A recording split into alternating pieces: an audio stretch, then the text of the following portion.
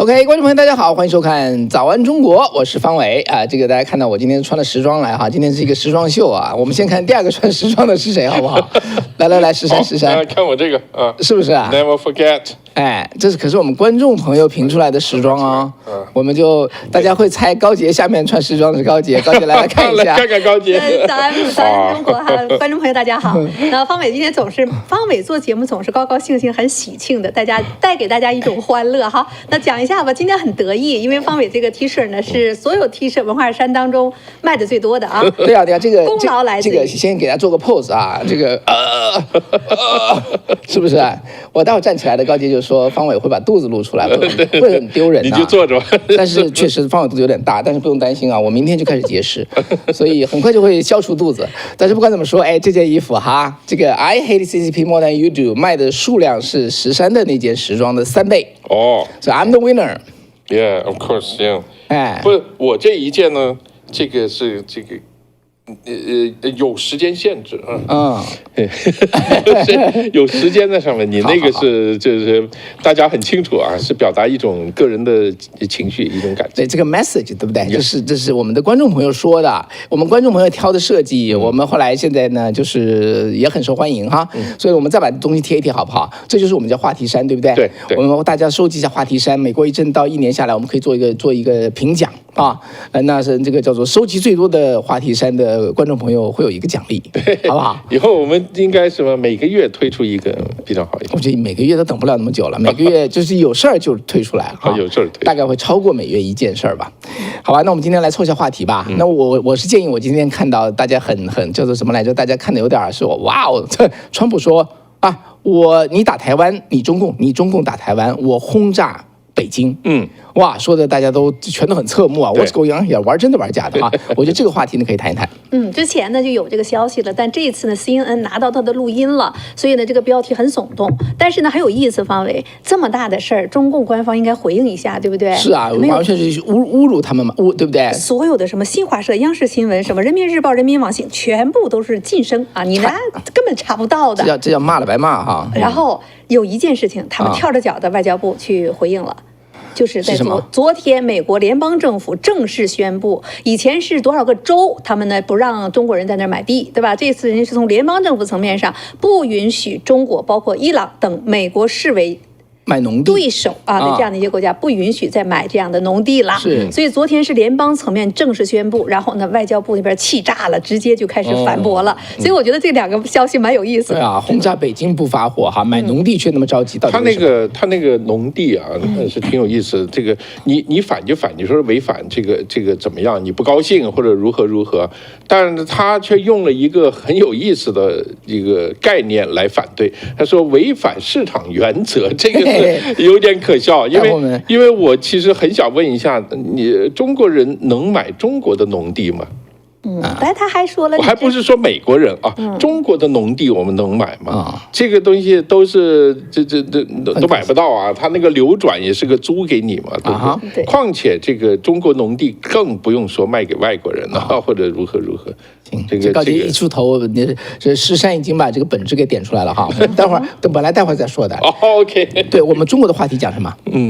对，中国话题其实也跟这个地有点关系啊，因为最近有一个非常热门的话题啊，大家可能知道，就是甘肃天水市的有一个幼儿园啊，被发现这个很多幼儿啊铅超标。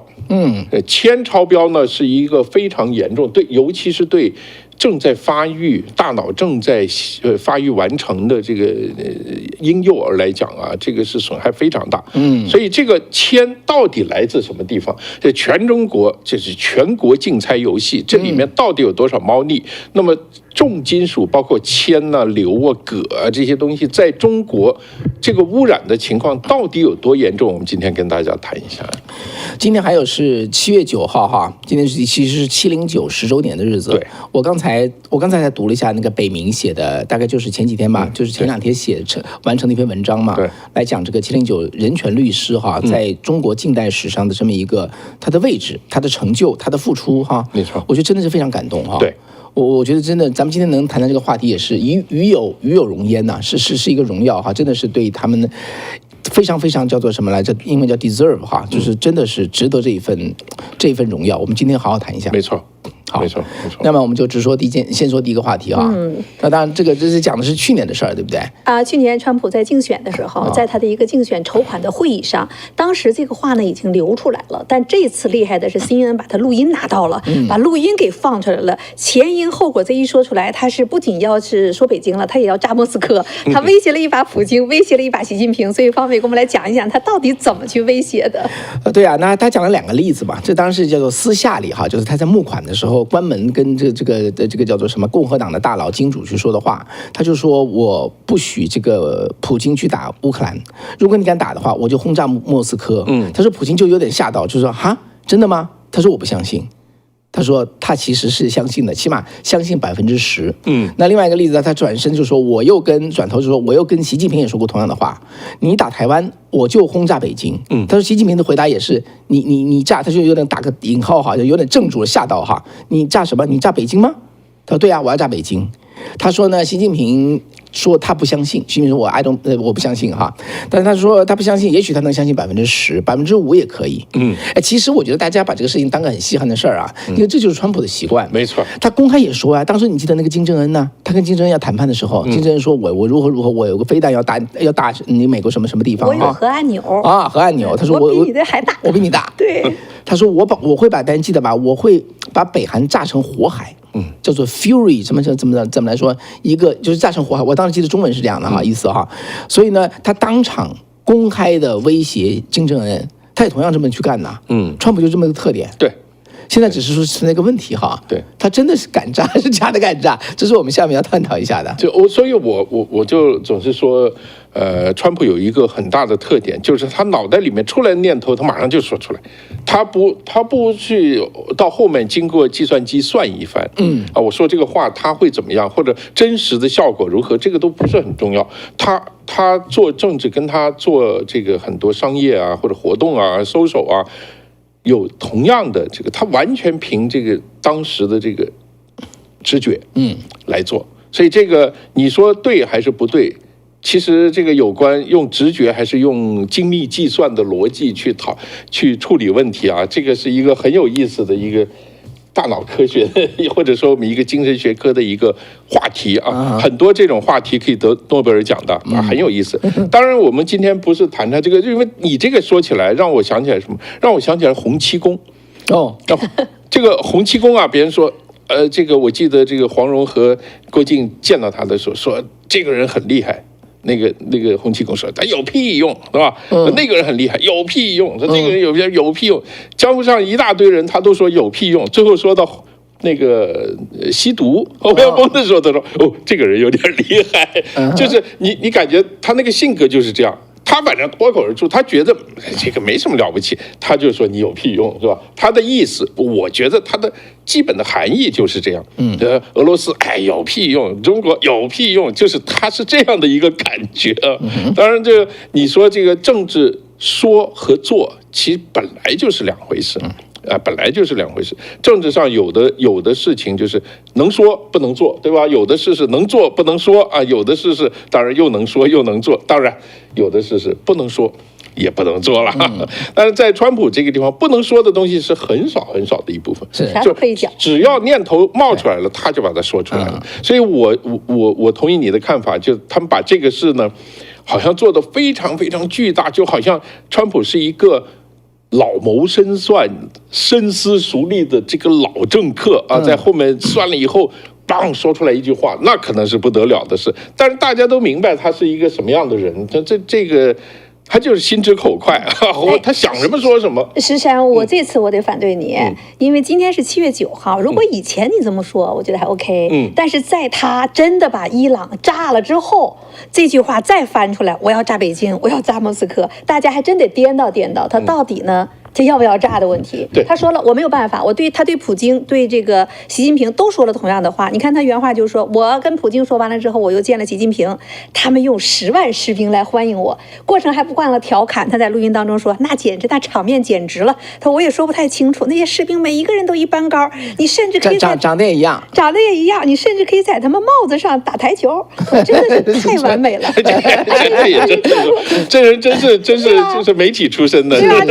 川普就应该坐在这儿跟我们一起来聊天。哎，就每个人高度相同，外形一模一样，你想要阻止他们可太不容易了。他们有充足的后备力量。然后他又大嘴巴一把，他说：“哎，他们有15亿人口，15亿呀！15亿，中国哪有15亿啊？”就川普就替他吹了，哎呦，15亿人呐，他们跟印度是2个最大的国家。但是，川普这时候显示了，哎，我很牛。你看，我对他们说了同样的话，你要是敢打台湾，我就把北京炸成一片废墟。所以。在这之前，去年咱们听一听，啊呀，川普没有说把台湾出卖，就这种感觉。但是这次炸了伊朗之后，他说这句话，我倒是觉得习近平也得颠倒。你真要敢炸台湾的话，你真正的触了川普的那个底线的话，没准他真能干出来。大家会不会这么想？炸北京，我觉得不太可能。那你别炸台湾呢？对，因为你知道，就算第2次世界大战的时候啊，炸东京的时候，美国的飞机都是刻意避开日本的最重要的这些古迹，而且还发了传单，天天在天空上东京撒传单，就告诉你我哪些地方绝对不会炸的。那北京为什么不能炸？你看当初这个北京每个地方现在都给共产党拆光了。北京西山不正在安那个楼离地下挖多少尺，什么地下巨型的军事指挥中心，就炸那儿就行了。对，就避开紫禁城。我的看法哈，我不是问大家吗？我问大家对不对？川普是吹牛还是说真的还是说假的？他真敢炸北京还是不敢炸北京？大家要不要说留个言好不好？敢炸跟不敢炸，来我们做个统计。我说我的看法，我认为我的看法是标准答案，一定是正确的，100%正确。因为这个问题，你如果问川普的话，你到底真的会炸吗？他会说我那时候再说，我也不知道。对，对不对？他想到什么就说了，至于干不干再说呗，那时候再去衡量。但是呢，在他诸多的选项中，我觉得炸是一个选项，没错，绝对不会炸是不是选项。那么，但是呢，他这么说出来，因为他自己是叫做他把自己要塑造成一个，他也是这样的哈 ，unpredictable， 你是猜不准我的。我有的时候说好多遍，我也不动手；有的时候我还没说就动手了。你猜不出来啊，这就够了，我就已经让你不敢动弹了。他这里边对话当中，他还吹了一句牛，他说北溪2号我都给他干掉了。他没有吹牛，他没吹牛，真的吹牛。北溪2022年打仗的时候，他没有在。没有，我告诉你，他讲的是2020年，他输掉选举之前，已经搞到北溪2号不敢建了。对。可是这个拜登一上来，你又开门又把它建起来，后来才搞到被炸。他是不是说那个炸掉的是他炸的？不是，他不是总统了嘛？他讲的是我当初就工程上把它搞掉了。是这个意思嘛？所以川普确实啊，他是 unpredictable， 但是他真的是一个选项，他绝对不是我在这完全吹牛的。对，只要有5%的可能性，这个是战略威慑的效应就已经非常大了。我跟你们讲，我跟观众讲过那个辛辛那提的他那个故事没有？我在这个节目中讲过没有？没有，这是川普叫做交易的艺术中，他学会他自己悟道，你知道吧？以悟道以实力求和平的那件事情，那个 moment， 这个事情很滑稽哈。他呢，这个在 UPenn 宾大读书的时候，他就开始创业。他呢用他老爸的钱在辛辛那提啊，在俄亥俄的辛辛那提啊，买了一个 apartment 啊，一个叫做一个公寓楼群落。对。然后呢，他就经常会去看一看。他雇了个小个子，这个小个子呢是个公寓楼的经理。结果呢，有一天这小个子也有点流氓习气哈，就人家一个欠款嘛，欠钱啊，就调戏人家一个租户的太太。那租户不在，调戏他太太，结果他这个到了这个丈夫回来了，丈夫是个建筑工人，5大3粗，一看哇，这个你调戏我老婆，立刻冲到这个叫经理楼这经理室这边来，然后就踹门就进来，就找他算账。川普他说怎么说？他说在这种情况下，我想他肯定这个就是跳了窗子就逃之夭夭了。没想到他的这个小个子啊，当时啊就是一步都不退啊，就直接顶上去，然后嘴巴里头这个叫做脏话不断，就是他的气势压倒这个比他个子高出1大头的这个人，说你敢动我一下，我把你送到监狱里去，你就看我干不干得出来，就一路叭。川普他是老板嘛，他是一个小老板，他坐在旁边看这个戏，你知道吧？最后骂到那个高个子灰溜溜的扭头。牵着老婆就走了。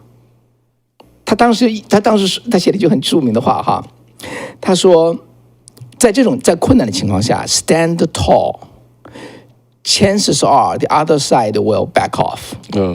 再下一句话是，如果他们就是说你要就是怎么讲呢？就是采取很强势的地位，要压倒他。多数情况下，对方会退的。但如果对方不退呢？下面一句话叫“你就承受后果”，他就被对方锤一顿就完了。对，这样用中国人大白话就叫做“硬的怕横的，横的怕不要命”。是，对。但是那个时候，川普这个小个子他是没有实力的，对不对？对。他除了是个老板之外，他打不过人家。川普手里有实力，又学了他这一套，那还怎么样？所以上来出来就是绝对压倒性的优势上去。所以这个战场，这个商场如战场，确实是有很多很相似的地方。这个你如果放到战争的这两国交战的背景里面，你就不会觉得这是个流氓行为啊。但是在商场上，我们会觉得，哎，怎么这样做？好吧，我觉得川普这个话呢，其实是满世界等于是羞辱这个中共哈。中共也没回应，可他很在乎的回应呢，是跟那个农地问题哈。对，这农地问题我们来说说吧。对，这是在昨天，美国农业部部长，包括国防部部长一排成一排呀，做了这样一个新闻发布会，等于说美国这一届政府正式的宣布，对呢所有的这个叫做美国外国投资委员会进行合作之后，对所有对美国启动了全国农业安全行动计划，核心之一从根本上保护美国的农业和粮食供应链以及科研成果，防止外国渗透与控制。那其中呢，就是他认为美国的农业面临着不仅仅是粮食的短缺、价格的上涨，还有呢主权安全的挑战。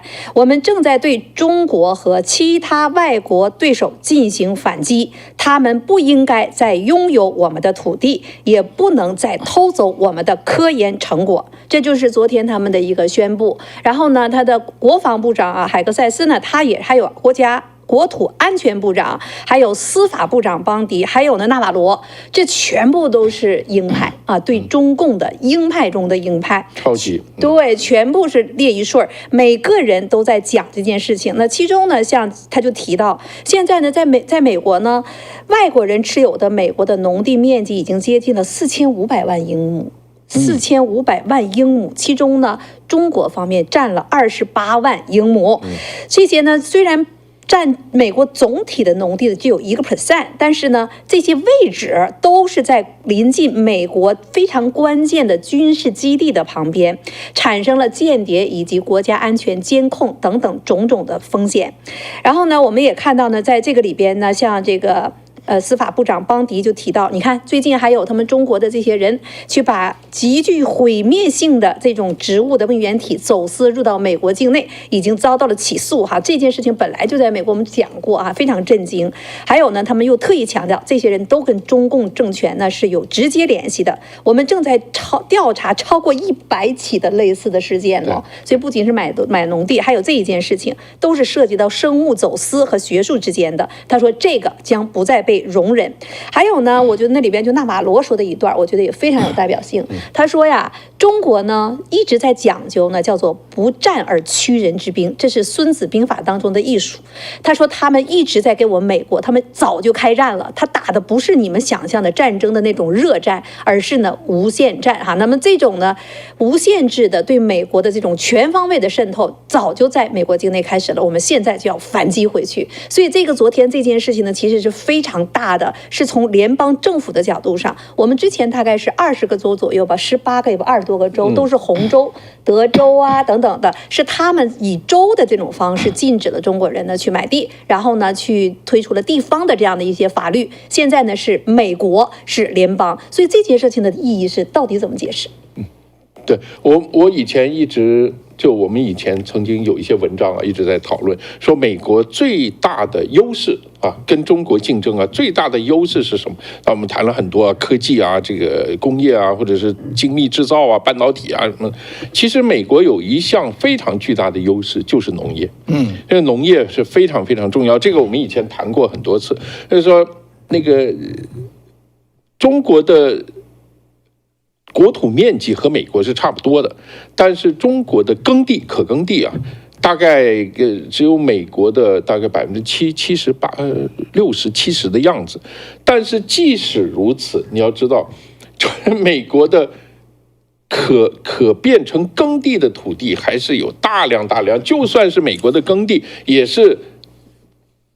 这休耕时间很长的，要种1年停1年，种1年停1年。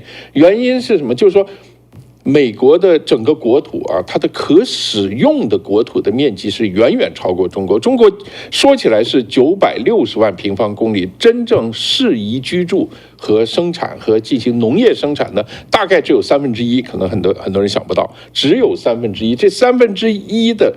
气候啊，什么这个比较好的地方，平地真正的可以用作耕地的还是很少，所以中国现在一直说我们18亿亩耕地的红线，问题是这18亿亩耕地的红线的高产良田全部都在东部，要不在东北，要不然在江浙，要不然在湖广啊，就是这些地方，这些地方恰好又是工业发展速度最快的地方，圈起来盖成房子。那剩下的农地怎么办？就是说你，其实现在中国的政策是这样，你这个地方啊，比如说这个广东啊，你如果这个搞了1亩耕地，建成房子了，你要再给我开1亩出来，那你不一定在广东开，你可以在别的地方开，所以广东会去跟比如西部的一些省份哈，说我给你这个1万块钱，你那儿可以开出2亩地来。但是那个产量就差太远了，那个，所以中国的这个未来的粮食是一个非常大的问题。你反观美国不是，美国可以适用于耕地的这个土地是非常非常巨大，这个非常非常的，我们搞国土的以前你知道。调查过，你开车在美国，你一看你就知道大概的情况。所以我记得有一个中国专家到美国来这个考察。啊，最后临走的时候，我们吃饭呢，他说：“哎呀，美国这个地方地种起来轻轻松松养16亿人。”大概是这样的一个说法啊，这样一个说法。他就是说，这个现在这耕地如果用起来的话，轻轻松松可以养16亿人。如果啊，全球化出问题。或者是工业后退，或者战争，或者发生任何问题，你觉得最重要的资源是什么？当然就是粮食啊。对呀，所以这个是美国一个非常大的一个战略优势。是，所以中共，你刚刚说那个无限制的，其实在中国有个专有的名词叫超限战嘛。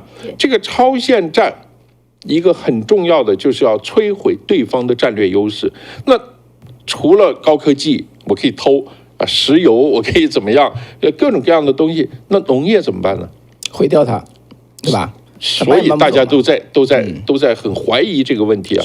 我可以用一些病虫害啊或者什么真的来做。其实这个东西确实想起来会让美国人感觉到很害怕。你如果是偶然的个别的案例，他可能觉得啊这个是个人疯狂啊，就像原来川普说的，说这个我不知道他们是有计划的还是那个人很疯狂，也许是很疯狂，但是你事情多的时候，你就会要想清楚这个问题。对，反正这个事情我是2个看法哈。第一个看法，你看他这次是罗林斯嘛，罗林斯是他的，待会儿是他的叫做农业部长，对不对？那么除此之外，还有这个国防部长海格塞斯啊，还有国土安全部长诺姆哈，还有司法部长邦迪，还有纳瓦罗。就说你看，当这个叫做 Maria Martiroma 问川普说这3个人，密西根大学3个人，川普说谁知道怎么回事？他们是3个疯子哈，还是说背后有人？有的人会看到这个事情会觉得很失望，说川普对共产党认识不清楚。我确实认为川普对共产党认识不清楚，但是呢，你知道真的落到实处啊，包括那个 CFIUS， 包括对美国这个叫外国投资的这个监管单位，都不是川普自己管的。对，就跟当初国务院是那个叫做什么庞培奥一样，庞培奥爱干啥干啥，他把休斯顿领馆关了，大概川普连批准都不用得到批准。对，川普是不管细节的。所以呢，下面的这些刚才说的这些部门全都是鹰派，再加上联邦调查局、中央情报局、情报总监全是鹰派，这些人全是鹰派。所以呢，美国政府其实主体啊，在贸易之外，是在他们手里的，就是美国政府的美国。这个国家防卫啊，他们做什么就一定会做什么，川普不会伸手进去。你怎么没把他们当疯子啊？把他们真的当个威胁，他不会管的。对。所以呢，政策是一回事，川普嘴巴讲是另外一回事。因为川普信任他用的人，所以在这一点上呢，我觉得美国的安全是有人看护的，这是第一点哈。他们聚在一起开这个会，开这个新闻发布会，就说明这个问题。第二呢，就说一下另外一个威胁嘛。你看刚才这个具体数字哈，我跟大家说一下具体数字。美国的农田是13亿英亩嘛。外国人呢买了多少？就买的并不多哈，卖了3.6%，3.6%。其实最多人是加拿大，对，跑到美国来买地种田，还第二是荷兰，也是很会种田哈。在美国来买地种田，还加上意大利。那么中国人买下了多少呢？是刚才高姐说28，这个叫做2800万，2800万是外国人拥有的0.6%，不是整个美国的所有的农地。对，就是它是28万。英亩对，28万英亩，因为外国人非常少，外国人买下了4500万英亩，对，所以只占0.6%。也就是说呢，中共在美国买的这个农地啊是非常细，一丁点，对。但是这一丁点的很有意思啊，他就蹲在19个军事基地边上，对。所以这就是美国人看来看去再傻也能看明白，这个就是你想搞什么名堂，放无人机的好地方。对啊，这就是这以色列在那个什么巴格达旁边的搞那个基地的打法，对不对？所以中共早就在布局这个事情了。你知道人家搭个什么就什么一个温室棚子，里头是种菜呀还是种无人机啊？对，谁知道对不对？对，所以到时候一旦发难，他从那飞出来就马上打击美国的军事基地。没错，尤其这次就是以色列把他的战略战术交给美国人研究一下，觉得怎么一对这个很像嘛，这个很可怕。对，但我觉得还是另外一点，中共为什么对这件事情那么在乎？我认为啊，那就是打到痛处啊。他这个就可能布局了10几年，对，好家伙，就一把被人拆掉，然后说中国人再也不能买了。所以他提的那个什么这个反驳也很那个啊，他说什么来着？不尊重自由市场。对，毛宁叫做美方泛化了国家安全的概念，泛化啊，然后呢说剥夺了特定国家机构与公民购买土地的权利与房产的权利啊，然后呢说这是典型的歧视的做法，违反市场资源，违反市场经济原则与国际经贸规则。然后呢，他就在说，我们中方敦促美方立即停止将经贸投资问题呢政治化。这是毛宁昨天，这是严重警告美国哈，直接反抗了。我觉得这个外交部既然这样说了，我们应该帮他再进一步澄清一下，就是说美国不让禁止中国人买土地，这个中国人到底是一个概念是什么？要搞清楚啊。现在肯定是拿中国护照的人嘛。就是说你在美国，因为有些华人组织啊会成立，说我们去抗议这个是种族歧视。如果说，其实这个里面概念是什么？如果你是一个美国国籍的人，你用你自己的钱去买这个农地，是不在这个限制里面。但是如果你是一个美国国籍的人，就算你是个白人或者黑人，你背后的资金如果是中国的，你还是不能买。所以它这个限制的对象是很明确的，对吧？是很明确。当然，如果你是一个中国国籍的人，你到美国来买一大片地，他是不会让你买，这是肯定，因为他说实话，他也不知道你背后的钱哪来的。他这个呢，我们知道，在美国从来没有禁止过别人买土地哦，哪怕在冷战的时候、打仗的时候都没有过。现在呢，把美国逼到已经公开的讲了，虽然有钱也不赚了，对吧？有钱我们这确实是自由的市场当中能做出这样的一件事情来，所以他这种所谓叫做美国泛国家安全概念，这不叫泛国家安全概念，你真把美国给弄得我们觉得已经控制不了了。那这就是他首先他就觉得，哎，你这是你什么这个叫做违背了市场经济原则啊，然后违背了国际经贸原则，就像刚才你讲的似的，你中国允不允许我们外国公司或者外国人在中国买土地啊？你刚才讲了，还不仅是外国人，不是外国人，你中国人你能去买吗？对呀，你说我在广州这个或者在上海，我赚了一大笔钱，我现在想想我不想干了，我想去四川把一片农地买了，我出很高价，你能买得到吗？你是买不到的。所以他说你这是剥夺特定国家公民购买土地和房产的权利，这是典型的歧视的做法。那你在中国一直在歧视外国人的嘛？因为歧视本国人嘛，对吧？我觉得他还有一个逻辑哈，这个毛宁的意思就是说，你看。你美国是一个这么文明、自由、公正、这个不歧视的一个国家，对，一视同仁的。对啊，你对谁都那么好，那怎么对我这样呢？他下面一句就没说，那我是坏蛋，你对坏蛋不能也好点吗？就是这就是意思。对，他不问他自己干了什么。你这个人买个礼物，每个女朋友都送一个，凭什么你就不送了？虽然我干了坏事，但你为什么不送我呢？你不这是自己往你自己脸上贴金，这第一个问题。第二个就是不对等，对不对？对不对？你应该让我买啊，可是我不会让你买。对不对？就这意思嘛。所以你美国呢，你是一个很好的国家，反正我就是这么一个烂货，我也不会怎么讲，对自己没有任何要求，只对你有要求。毛宁这个意思就是只对你有要求。对，没错，完全不问自己怎么回事。对，他现在就是用这种方法，就是针对美，对不对？对，针对美国的舆论战，基本上，所以他说现在我们以前一直说，不是说对等关税的，不是全面对等关税的问题，而是全面对等政策。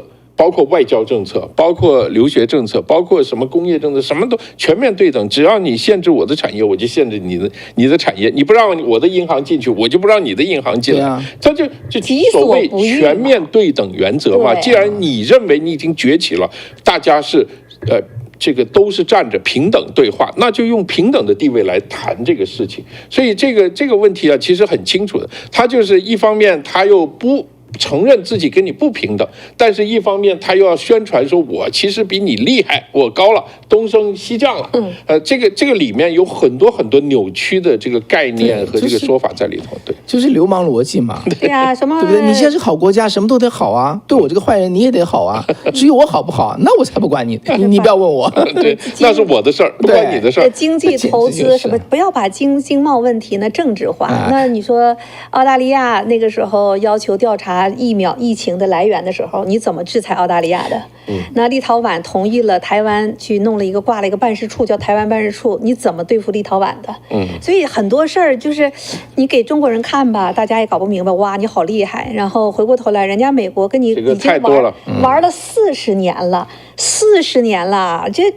2个人交朋友，让你占便宜占40年也够意思了吧？人家现在说的不行了，我们得保卫我们的军事的。中国人是这个双标，是一个不知道为什么，他是被训练出来，他就是双标，他的所有思维都是双标，他不会想我应该怎么做，而是想你为什么原来给我10块钱，现在给我5块钱了？天哪，你就是我的敌人了，对啊，对吧？他真的这样想，你想想，他禁运了多少？我们随便数一数，这个越南的榴莲是吧？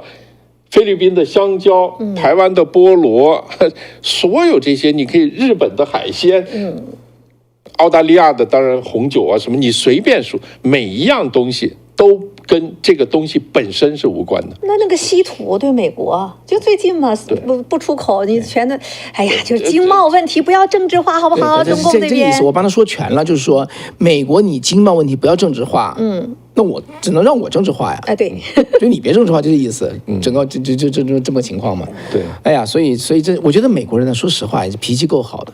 40年了，还把他当个人儿对待。因为美国的政治精英有一批就是政治精英年龄比较大的，他所有的政治逻辑，国际政治的逻辑是建立在冷战之后的这个基础之上的，就是那种国力对比，因为我太厉害了。你太不厉害了，所以我怎么样跟你打交道呢？我就让你赚便宜，我给你好处。它是在那样的一个基础上建立起来一整套的国际政治的这种规则啊，或者他的思维逻辑。所以他们还是用原来那套逻辑，但你要知道现在不一样了。不一样，当然就这个逻辑就不一样，所有的政策都会发生不一样，一定会发生。所以敏锐的人，像川普1980年代就看出这是个败家子的做法，对不对？一路给，没错。最后败完了怎么办？你有无穷无尽的给吗？实际上到现在，跟80年代已经差很远了，这个已经这个实力和势力上已经衰落下去非常多了，所以这个。如果现在不再继续止血的话，这个确实会有很大的问题。所以呢，这种市场不对等，而美国的自由化就市场如此自由开放的时候呢，中共这边可以用，而且目前世界上只有中共有这个能力，它利用你合规的市场的这样的一种确实是贸易的自由，它呢进来。所以呢，在昨天纳瓦罗就在讲到，现在呢，中共已经开始买美国的农产品公司，控制美国的猪肉生产商。公司并购啊，我可以买你公司啊。那么这些呢，都已经是中国现在控制的全球1/8的猪肉的生产，它其中呢，它就把美国的史密斯菲尔德的食品公司就买下去。那加上呢，前2天我们在讲到的，它还就把病毒啊这种病原体带到美国来，还有呢，它要去控制这个农地，买那么多农地，所有这些人家美国人不傻的，说白了，那么到现在为止，你做的这些事情，人家认为你是有布局的，你不是用子弹，你在用种子，用这样的一种方式在攻击我们国家安全。所以这次呢，是川普政府以国家安全的这种方式开始呢去阻挡这件事情，那这就不属于一个简简单单的经济问题了。那土地、粮食。这难道不是国家安全问题吗？你中共这边也不允许啊，哪个国家能允许啊？所以这件事情走到今天这一步，还恰恰就是中共你这么多年处心积虑做完了之后，人家美国人在自卫反击了。我觉得美国这种反应啊，我觉得还有一个可以借鉴他的国家就是台湾。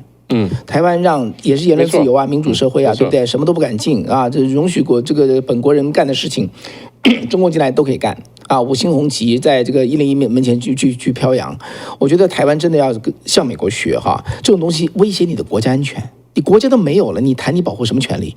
就是在美国内战的时候，那个林肯嘛，对不对？这北方这叫投敌，对不对？所以把他们抓起来，没有审就抓。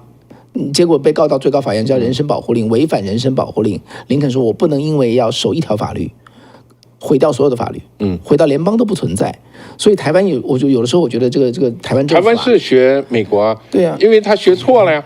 台湾对中共来讲，他并没有像美国那样是处于一个绝对强势的位置，但他却用美国这样绝对强势位置的政策和方法去处理这个问题。那你不是搞错了吗？而且所有事情，这个《孙子兵法》所有事情不是知己知彼吗？知己是第一位的，你要知道这个实力和势力对比的这个情况，你才选定你的政策啊。没错，你不能选美国的政策，在以前就是选美国的政策，美国人怎么对他都好，我们也怎么对都这么学。现在美国已经变了，现在学可以啊，现在跟着对呀，美国已经变了，所以这个大的航母已经开始掉头了，所有跟着他的这些盟友们都开始不断的调整政策，时间的问题哈。下面有个叫莱米的说，那已经买了的土地怎么办呢？那么在过去已经买的呢，已经要求他在几月几号之前必须要把它出售出去，全部卖掉啊。这已经有美国有一半的州，美国一共50个州嘛，那已经有一半的州都已经有这样的州的条例了。那现在呢，他们已经定出来了。现在从联邦的角度上再一刀切下去的话，你拿着中国护照的啊，肯定不行了。那另外呢，就是刚才石闪讲的这个，你哪怕是美国国籍，如果你背后的资金不明的话，你的地点敏感的话，他也会调查。所以在美国有一个现象，我觉得值得我们大家华人呢去讨论，就是确实有这样的一群人用这件事情呢说，这是歧视在美的华人啊，歧视在美国的中国人。这句话非常蛊惑人心，对啊，非常非常蛊惑人心。要清楚，你可以买别的地方，你为什么非要买军事这个非常敏感的地方的这个农田呢？为什么要这么去做呢？己所不欲，勿施于人。在现在美国如此敏感，对中共渗透如此敏感的情况之下，你非要这么去做，我们也在问你为什么要给美国的华人带来这样的一种巨大的让人家用有色眼镜看你的这样一个风险呢？所以现在美国也有密西根呐等等的一些华人还在打官司，所以呢，这件事情呢，其实我们还要继续去观察。美国政府也在观察，在美国境内的其他的这些华裔的美国人，他是怎么样去做和表现的？对，我想插一句哈，这种针对德克萨斯州啊或者佛罗里达州这种抗议啊，甚至抗议的活动啊或者这种官司啊，它基本上它的 angle， 它其实不是一群中国公民，对，拿着中国护照的中国公民去抗议，他是在美国的华人，对，而且他打的旗号是歧视我们华人，没错，人家这政策怎么歧视你们华人了？对，我们都是华人，台湾人也说，台湾的美国人也是华人，对不对？东南亚都是华人，有针对他们吗？他们买地有问题吗？所以这就是有意的路走了一半开始偷换概念，对，就把这个战火从针对中共引到美国华人身上来。其实，然后华人想不清楚，就掉到这个圈套里头，没错，就跑去跟着他摇旗呐喊。没错，这个事情啊，我必须跟大家提个醒，尤其是在美国的中国人，你要把它归结于种族问题的时候，大家要特别的小心。而且我再插一句，如果归结到变成种族问题的话，背后一定是中共的因素在那个地方。我背后的因素，我认为我们可以具体分析啊，这个不一样。但是我跟你讲，这个就是墨菲定律。怎么讲？就是你说什么，最后就变成什么。我觉得在美国的华人要特别的谨慎和小心。你用这个种族问题的这个借口去在美国社会来做这样的事情，一定要非常小心，就可能引火烧身，对不对？没错因为我曾经报道过这个南斯拉夫内战，南斯拉夫的内战，我曾经采访过一个，就是他是波斯尼亚的一个回教的一个人，他们波斯尼亚的回教徒已经非常现代化了。就是他已经非常 modern 了，他们甚至可以喝酒啊，甚至是吃什么肉都不管的，世俗化了啊，是非常世俗化。所以他跟我讲，他说那个是完全不可思议的。平时的同学在一起上班，好的不得了，还谈恋爱什么。战争的时候就是一条街，大家用家具拉着说，你瞄准镜，你看着对方就是你的同学，梆一枪就打过去。他说，一旦到了种族问题的时候，到了这样的仇恨，到了上升到种族问题，这个政治问题是无解的，血仇了，是无解的。你华人在美国要不要干这样的事情？我觉得是非常可怕。但是一定要想清楚，我为什么说这个事情呢？我一直在劝新疆和西藏的朋友，我说你们不管你争取什么权利，你千万不要把它变成种族化。如果变成种族化，对你们这些少数民族没有任何好处，因为这个东西啊，一旦变成种族了，这是无解的，这个东西是无解的。那个种族就是敌人，对不对？对，只要是那个种族就是敌人啊。当然，他们有的人听，有的人不听。我们回过头来，中国人要不要在美国也把它种族化呢？所以我要跟大家讲，在海外的中国人对这个问题要特别小心，你要认真想清楚背后这个逻辑，这个政治逻辑是什么。当这个国家还很有优越感，还超过你很多，他很包容、很宽容的时候，现在我们看到情况是这样。你觉得我们去抗议了没什么这个啊，这是如何，大家无所谓。但是这个事情会不会发生变化？如果朝着你们抗议的那个方向再走几步，我就可以看到另外的那个情况就会出来。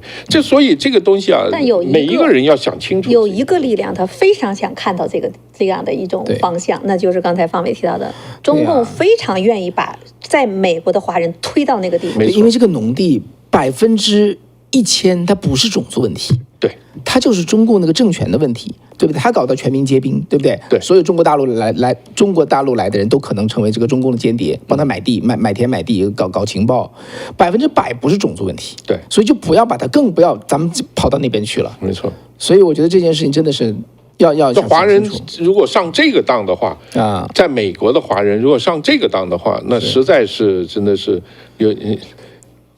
没什么话好说了。他昨天美国农业部长的这段话讲得很清楚，他讲说，保卫美国的农业就是保卫美国的自由。土地是我们的根，粮食是我们的命脉，科研是我们的未来。我们不会再让中国或其他敌对势力夺走这些。我把中国叫做中共国，人家讲得很清楚，针对的是中共的这样一个政权。所以呢，在这个问题上，已经在国家安全的这个级别上，你在这搞什么种族啊？所以任何在美国炒作这件事情呢，大家一定要去看它背后的势力到底是什么。而美国在中共内部的这种渗透之深，不仅仅是买地的了。昨天我们出去吃个饭，还有老板在跟我们讲呢，10几年前，中共就已经开始在布局了。钱通过福建帮啊，通过这样的一些侨团，然后一批一批的在美国收购这些饭店，布局超市，布局的饭店啊。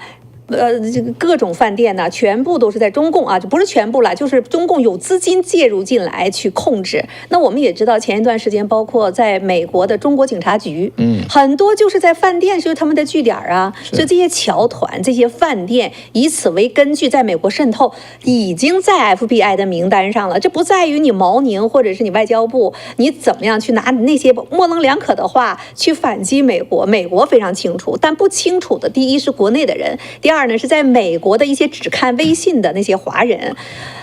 我真的是在那个赖清德到美国，他还没有当选的时候，到美国过境的时候，在旧金山我们去采访的时候，然后对个就有那种华人去抗议赖清德，说他是台独。我看到过，就是我们电台的观众老阿姨跟我们关系都很好的，我都傻了。我真是觉得天哪，你听我们的广播吗？就义愤填膺的，台湾是他的一部分。其实他不知道，所有的他们全部都给你拍下来了。我就搞不明白，在美国待了这么多年，他那些孩子们都不知道吗？让他妈参与这些事情，给一个盒饭。给你个大巴士就给拉到那去抗议去了，全部都在名单上，这就是中共在美国的渗透的势力。好，我们可能要往下讲中国的2个话题了哈，一个是709哈，还有一个就是天水的事情。但说之前呢，这个我们先说一下9月份我们要的一场特别的出游怎么样？9月15号到9月22号，我们方伟还有谁？高铁、唐靖远、唐靖远、施珊也要去，对不对？李正，我还得跟我们领导请假。那我们要有一个从拉斯维加斯到黄石公园的美国8大国家公园的这样一个线下活动那我们这个线下活动呢，一共是8天的时间，走过的呢这种好山好水，美国的这种非常漂亮，非常被评为国家地理杂志当中最值得走的一个旅游路线。对，而更重要的是呢，是跟谁去看世界。所以我们有一个 slogan 叫做“跟谁在一起，决定着你看到什么样的世界”。这句话是有没有道理啊？没错。所以在这儿非常正确。在这儿呢，我们就邀请所有我们的观众朋友们，9月15号到9月22号与我们一起同行。我上次度假，说实话，可能10几年前吧，但也不能绝对这么说啊。我曾经跟我父母，因为我父母90岁的时候啊，请他们的这个跟他们一起出去，从那到往回推哈，我大概20年没有度过假了。说错了，15年没有度过假了。所以呢，这对我来说也是很特别的一段时间哈。所以呢，这次出去呢，邀请我们的观众朋友一起哈，因为我觉得在空中就这么就说啊，叫做空中神交嘛，对不对？对。那跟当面见还是不一样。当然。所以我们在过程当中，那不仅仅是一个旅行的路线哈，从我们的导游到我们的这周围的这些时评人，大家都有一肚子的故事。那么这一路呢，我们将去讲出这样的一些故事。我们去的朋友呢，事先会要求大家看3个电影。那为什么要这样去做？就是很多的可能真的是大家不知道的，哪怕你没有人去介绍去看那个山山水水，和有人介绍也完全是不一样的。所以之前我们推的那种德国的旅游，有多少人去过多少趟欧洲和德国？可是呢，他们跟我们的团走完了之后呢，他说：“天哪，我的世界观、我的3观都变了。”就会有这样的一个巨大的作用。所以想见方伟吗？想见石山吗？想见唐靖远吗？那我们就可以。想见高洁吗？高洁不重要，高洁到时候给大家做服务哈。然后呢，在现场，如果你想跟我们一起做节目吗？那我们会有这样的一个机会，咱们一起的去聊天，咱们一起呢把你的观点呢去跟我们一起呢去讲一下，这将是这8天的当中呢非常精彩的这样的时刻。那报名的网址呢已经在下面了，看到了吗？也可以呢拨打热线电话855-955-5227 855-955-5227，还不错。美猴王啊，欢迎你哈，谢谢美猴王，希望能见到你，跟我们一起同行。这是老观众啊，好朋友，老朋友了。对，然后呢，咱们一起去见这个世界。我们这是一个线下的活动，这不仅仅是一个旅游，是跟我们好友们同行，一起呢去看世界。而且这个路线很有可能几年之内就这一次啊，就这一次。豪华大巴、超级旅游以及超级的网红，咱们一起行动。7月15号之前报名呢，可以便宜300块钱。所以抓紧时间哈。现在赶快加油。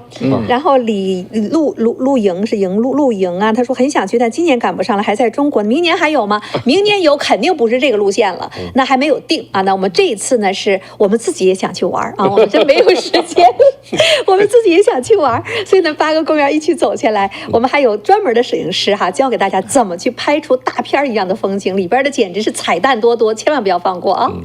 太棒了！如果这个上次我自己一个人跑到巴拿马去了，你知道吗？然后那次是生闷气，结果就觉得去哪儿呢？找了一个很美，找了一个没人去的地方，因为很热。那就跑到巴拿马去了，自己跑到运河边上去看一看啊。所以很郁闷，就要去很热的地方。不是因为便宜，因为很热的时候便宜，它不是旅游旺季，不是旺季，因为那个在已经快吃到了，你知道。石山是独行侠啊，我们看看能不能把独行侠拽来参加我们的集体游。所以这次呢，千万不要错过哈，报名的在下边哈，赶快抓紧时间，咱们一同呢去看世界，好不好？那我们接下来一起再看的这个世界呢，就是发生在中国的事情，我们觉得有必要啊，去跟大家去说一下，就是甘肃天水的这个幼儿园事件呢，发生在3月到6月份的时候，当时呢是一些家长突然发现自己的小孩子呢有各种掉头发呀、恶心呐，然后呢这个各种症状，脾气暴躁啊等等，甚至牙已经变黑啊，那牙缝里边都变黑，那他就觉得很奇怪。那这个时候呢，他就领着到医院检查呢说脾胃不调啊，脾胃比较虚，吃什么药也不管事儿。那么家长就觉得那就做个血液化验吧，结果一化验说铅超标。那这个时候家长就说，哎，这怎么会铅超标呢？血铅超标，他就跟幼儿园都有家长群嘛，就问别的家长，结果呢，一看那家长群里边说，哎呀，他家的孩子都有这个症状。这个幼儿园里边一共是260多个孩子，260个孩子，然后呢，现在呢是230多个孩子都发现了同样的情况，那他们就开始反映这件事情。一反映之后呢，天水市的政府它的卫生保健部门就组织了一个整体的检查。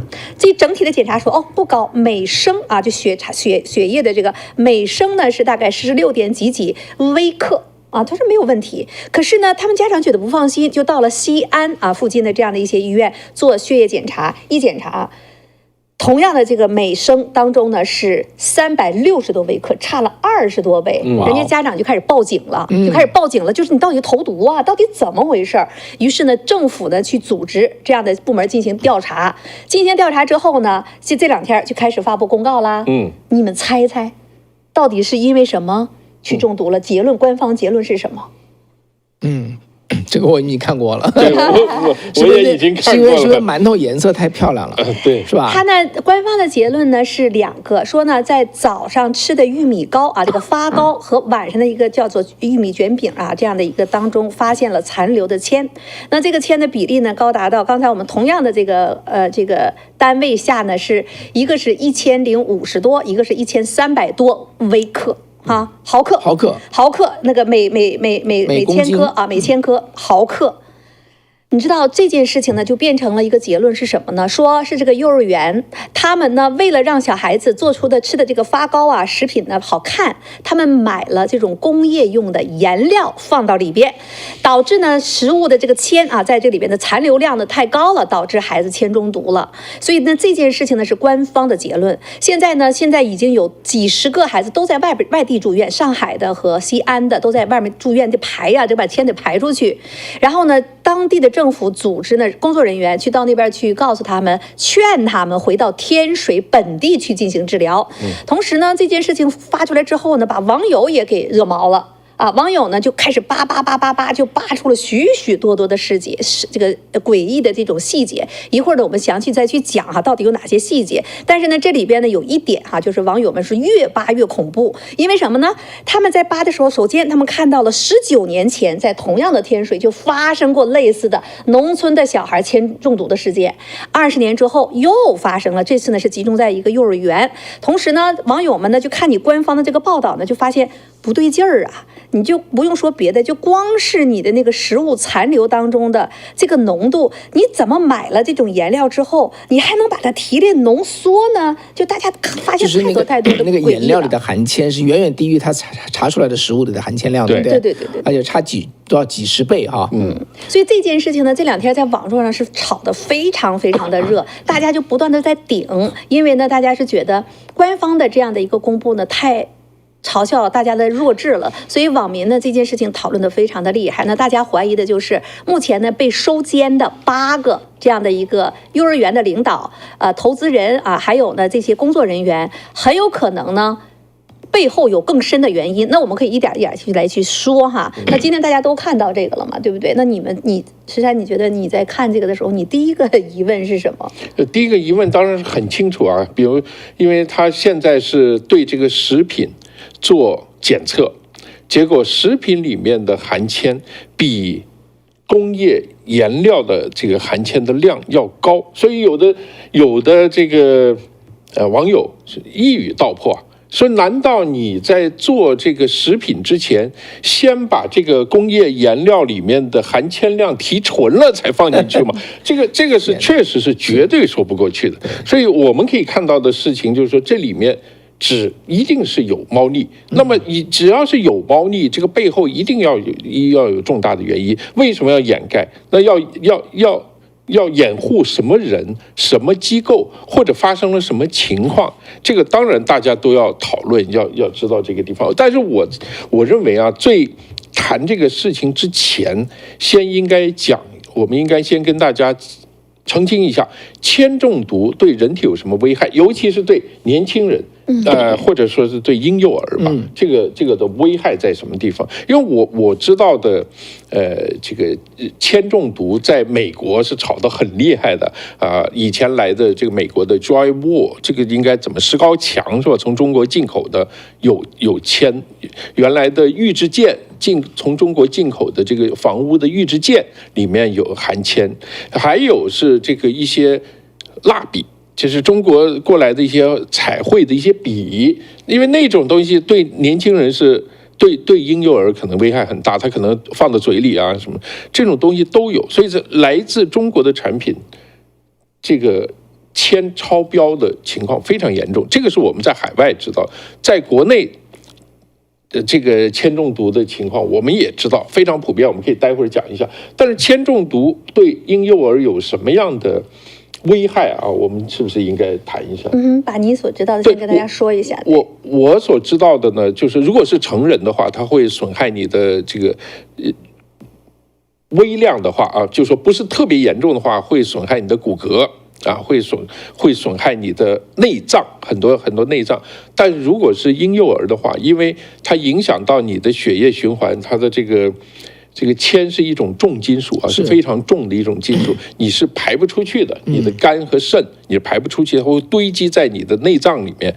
结果它有一个很重要的问题是，会导致你的大脑发育完全停止，智力退化。因为是这样，你这个血里面如果有铅的话，它在你的微细血管里面，它可能会沉积下来。你的我们知道，所有的人的生长，尤其是大脑的生长，是非常非常那个里面的微细的血管是非常细的。如果你里面有铅停留下来的话，它等于是完全阻止你的大脑的发育了，所以你就会变成一个弱智痴呆。当然，这个是情况比较严重的话，那对这些婴幼儿还有骨骼的问题。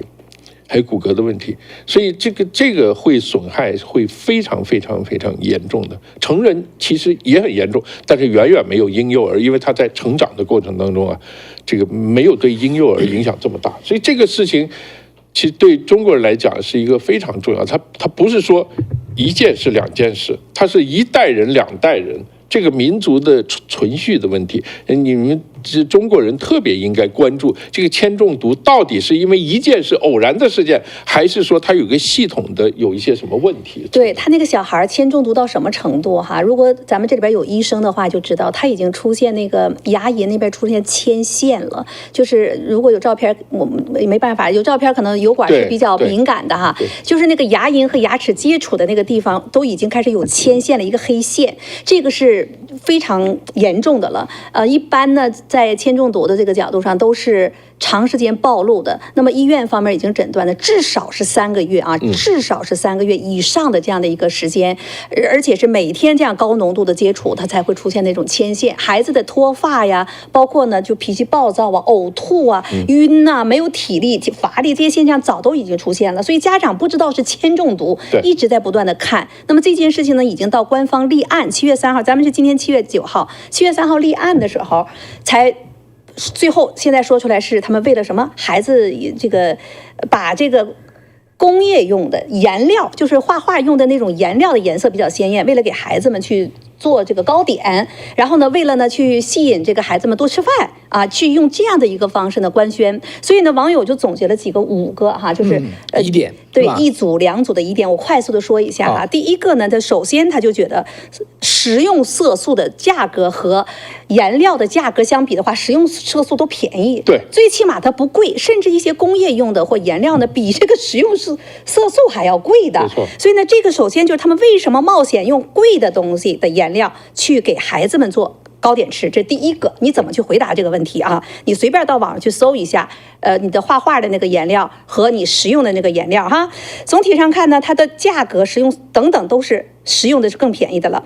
那么还有呢，第二个问题就是真正的工业用料，哪怕你画画的那个工业的颜料，它是有味道的，你根本没有办法，这种味道呢是没有办法去吃的，尤其你是像他说的个浓度那么大的情况之下，你很苦味儿，你甚至你去看一看哈，什么就各种颜料，丙烯颜料的话，它会有化学气味，人家在那个气味特征当中已经写出来了。对，画画用油彩，咱们都知道你有味道的，对吧？还有呢，什么油画的颜料，金属的异味；什么水彩的颜料有胶啊，那个橡胶的味道；水粉的颜料呢有微酸的这个味道；国画的颜料呢有腐臭味儿，墨嘛，对吧？都有腐臭味儿。你那么高的浓度的发糕，你就因为颜色好吃，你味道呢？它为什么要这么去做啊？这又是一个疑点。那另外呢，就是大家所问到的，就是说连这个颜料这部分国家都有规定的。对，你画画等等工业用的这个色素，国家都要求每千克呢都不能超过90毫克。每千克不能超过90毫克是有标准的。你拿了那个东西，就刚才你说的似的，你稀释完了给孩子们做，然后你那个浓度剩余里边的稀释过的浓度，居然比他买来的原料还高，怎么解释？都10倍以上，对不对？提纯，你把它还去提纯吗？然后呢，他还在质疑呢，那就是。比如一个幼儿园的实际控制人，这个李某某，他不仅是这一家幼儿园，他有4家幼儿园。那你要在这个地方要这么去做的话，那你别的幼儿园你也应该这么做，赚钱呢，好卖呀，让孩子多吃啊，你总得做。别的幼儿园不做，为什么就这个幼儿园去做？对，所以这都是大家去问出的一系列的这种疑点。所以呢，大家就为什么就在讲，他说你现在官方的报道的这个太诡异了。你怎么来回答这些问题？就是基本上官方呢就编个瞎话，瞎话又太难圆了，没错，就随口就编，没错。结果现在搞到是全民侦探，是不是啊？有多少事情都是这样的，没错。像当初胡星宇啊，任何一个事情出来，这个铁链女一出来之后，真的成了一个全民侦探，没错。大家全部扒一遍之后，你说瞎话就是站不住嘛，就是经不起扒嘛，所以等于是这官方这么个调查结论，现在被扒得体无完肤。那些问题是关键原因是什么？对不对？既然官方搞这么一套瞎话出来，那结果就是把这个办幼儿园的几个人抓了。对，抓了8个人，是什么？抓了8个人。再补充一下，家长到西安去做了血液检测，然后呢，天水市政府说，这个不具有官方效力，我不承认。回到我们天水进行检测，天水市卫生站、检疫站给他们做检测之后，这不说吗？16点多和差了20倍。然后家长不觉得不放心，人家又去到西安、到上海进行检测，同样都是高于本地的。为什么你要逼着你不承认人家西安，也不承认上海的医院的检测，要回到你们天水？为什么你们天水本地的检测就不高？这又是怎么去解释呢？你官方的这个动作怎么去解释呢？这又是一个很大的、很诡异的点。那同时呢，在这里边呢，也有网友呢都当福尔摩斯，他们就开始扒拉。那么就有第2组的疑点就说来了。那么有一个呢就在讲到，他说首先看的这个幼儿园的地址和它的位置，他说呢，他就是天水本地的。他说点我知道的哈。他说呢，在他开车10分钟的这个距离，都在那个河边上，就有一个叫做千金属转运站。附近呢还有个化工厂。那么他说的运营了几十年了，铅中毒必须是长期摄入的。他说我就怀疑是不是这个铅中转站它的运输和保存不当产生的粉尘呐等等的附近的居民也没有去检测，对不对？但是呢，颜料哈这些呢，他也都提出来这个问题。而今天最新的消息呢，就是幼儿园的老师也测出来，每千克里边是500微克。比孩子们还高。还有一个老师呢，也是跟孩子们差不多，每千克里边300多微克的这样的一个比例。那你这个说明什么呢？这个老师买了工业颜料做了发糕，然后呢，孩子们、老师们都在吃这个东西。还有意思呢，这里边有家长，一共是200多个孩子，这里边有几个家长，人家是不吃幼儿园饭的，因为幼儿园学校这个饭太要命了，人家家长每天给孩子们送饭的，他们的血液也超标，没有吃那个发糕。也超标，你怎么去解释？这就是网友发出来的又一个良心上的这样的一个审问。所以呢，这里边他们又说出来了，这个幼儿园所在的位置呢，为什么其他的天水系的其他的居民没有这个现象呢？他们说天水市呢有一套自来水供应系统，但是水价很贵。这个幼儿园呢是在1楼在地面说的，他自己呢就挖了井。用地下水来自己用，这样他就不用去缴自来水费了，他不用进那套系统。那么大家也在怀疑是不是这个水有问题了？那到现在没有人去调查这个水啊，这就是今天不断的这种诡异的现象都在出来。今天包括这个深圳的、广东的一些专门生产工业颜料的公司已经发出严正声明，我方公司绝都按照国家安全法的规定这个我们绝不生产这种超标的这种含铅量那么高的，也就是说它出厂都不会有含铅量那么高的颜料，人家工业颜料都不背这个锅。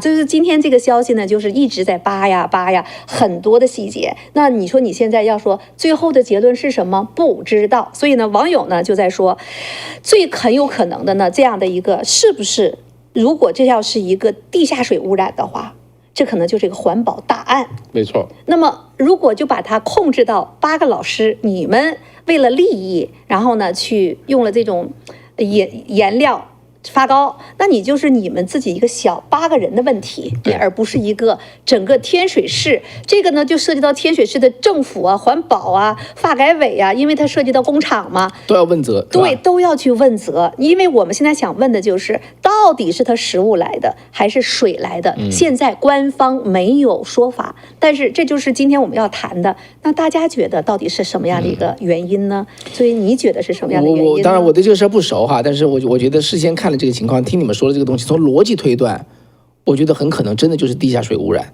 否则的话，在这个幼儿园以外都没事儿，在这个幼儿园圈里头它就有事儿，包括幼儿园的小孩就不用说了，再加上幼儿园的老师。所以呢，如果说他本来是打一个地下水，他会觉得哇，地下水那肯定很干净对，又便宜又干净。结果地下水已经被污染掉了。对，这个抽出来正好中招。没错。对，然后最后就瞎编一套理由，现在我们看到也站不住脚嘛，对不对？没错。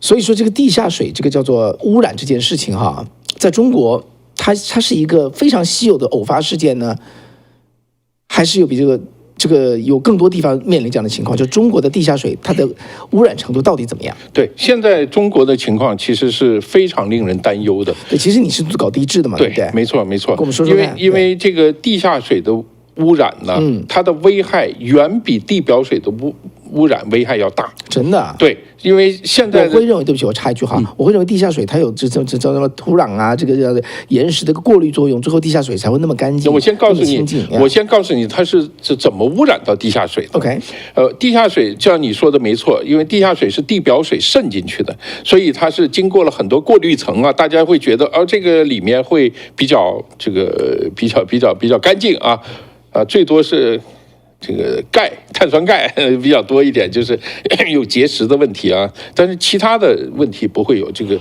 我们说的这个地下水但是现在中国的问题不是来自于这个，中国的问题是来自于人为的地下水污染，这个是非常可怕的一件事。什么意思？就是有很多化工厂，它的要排水，你生产了东西以后，你的废水要排吧，你的废水要排呢，你有标准。你知道一个处理废水的一个设备，可能占你整个工厂的30%到40%几，这个投资所以对于很多工厂来讲，这个是一大笔投资。现在中国人有一个办法，把它打深井住到地下去，就地灌下去，这不gosh。这个是非常非常可怕的一件，我知道是吗？对，而且它不是一个地方因为这个你检查不出来，我没有排到河里对不对？我有个井，我它打下去了，灌到下面去了。而且中国很多地方地下水是属于空洞状态，就是说地下水有个水位你超采太多了以后，它就会往下沉，整个地面也会跟着往下沉。那怎么办呢？那就有的地方往里注海水，注海水又给你的这个整个硬度这个地面呢就没那么容易往下沉降，对上面的建筑物就可以保持一个稳定吧。有的地方就干脆把废水往里注，这个是非常可怕的一件事。地下水注进去，我这么说吧， 5000年之内不可能解决。哇，你没办法解决，他没有办法自己再把它淘汰。对，他没有办法，因为他已经是一个很安静的状态，就待在那儿了。你怎么处理？你把它抽出来，再换干净的淡水进去吗？你没有办法处理啊。这个是非常非常可怕的一件事。如果你地表水还好办，蒸发啊，或河流啊，下雨啊，冲刷啊，慢慢的这个冲到海里去了，对不对？但是地下水你怎么处理？地下水是没法处理的，所以在中国很多地方，尤其是我可以跟大家讲，干旱、半干旱地区，地下水，包括华北平原，华北平原还不是干旱地区哦，华北平原是超量用水的地方，大量的积采地下水，就是打个井，把这个水拿出来浇庄稼，浇庄稼以后，他为了这个粮食的产量，拼命的积采地下水来这个灌溉，结果导致地下水的水位就不停的下降。华北平原有好多个大漏斗，就是地下水也有一个像漏斗一样的形状啊。那怎么办？很多华北的这个地方公司往里面注海水啊。注什么这个海水其实成本也很高，你想你从海边运过来，你再注进去，这最好的办法就是废水，直接废水往里注。所以这个危害对中国人、对中国这块土地危害，我们少说一点，5000年。这个是非常可怕，你解决不了的。就算共产党没了，或者这些官都走了，或者这些人，孙子的孙子都死光了，那一片废墟还会存在那个地方。您刚才讲到的是化工厂的问题，化工厂这块哈，我们下面有个叫赵木木啊，这位他说我是搞农业的，他说10年前我们在漓江检测到浇灌水的重金属超标50倍，10年前，2015年了啊。然后呢，这是石山说的事儿，对不对？对，漓江应该是广西的。漓江对，然后呢，追溯水源地呢，重金属是0，但是呢，水过了村庄之后呢，就超标10倍，然后呢，超过90米哈，农田超标呢就是50倍了，那就过水源地之后，水源地是0，超到这个500米之后。超标就50倍了。那实际上呢，它去灌溉水就是这样一个情况。灌溉水不就灌到土里头去了吗？你就在长农业呀，在长这些农作物啊。然后赵木木说，他说他在大会发表呢，告知大家呢要少用农药化肥。结果呢，有一个领导冲上台，捂住我的嘴，不让说出这个现象。我们用的地下水检测出重金属超标1000多倍。早就这样了，最大问题在农药、化肥、除草剂啊，这是赵木木说的。那这个领导去捂你的嘴，是不是？那我也给你补充一个，那我呢，在之前也是体制内的，是从事环境保护的。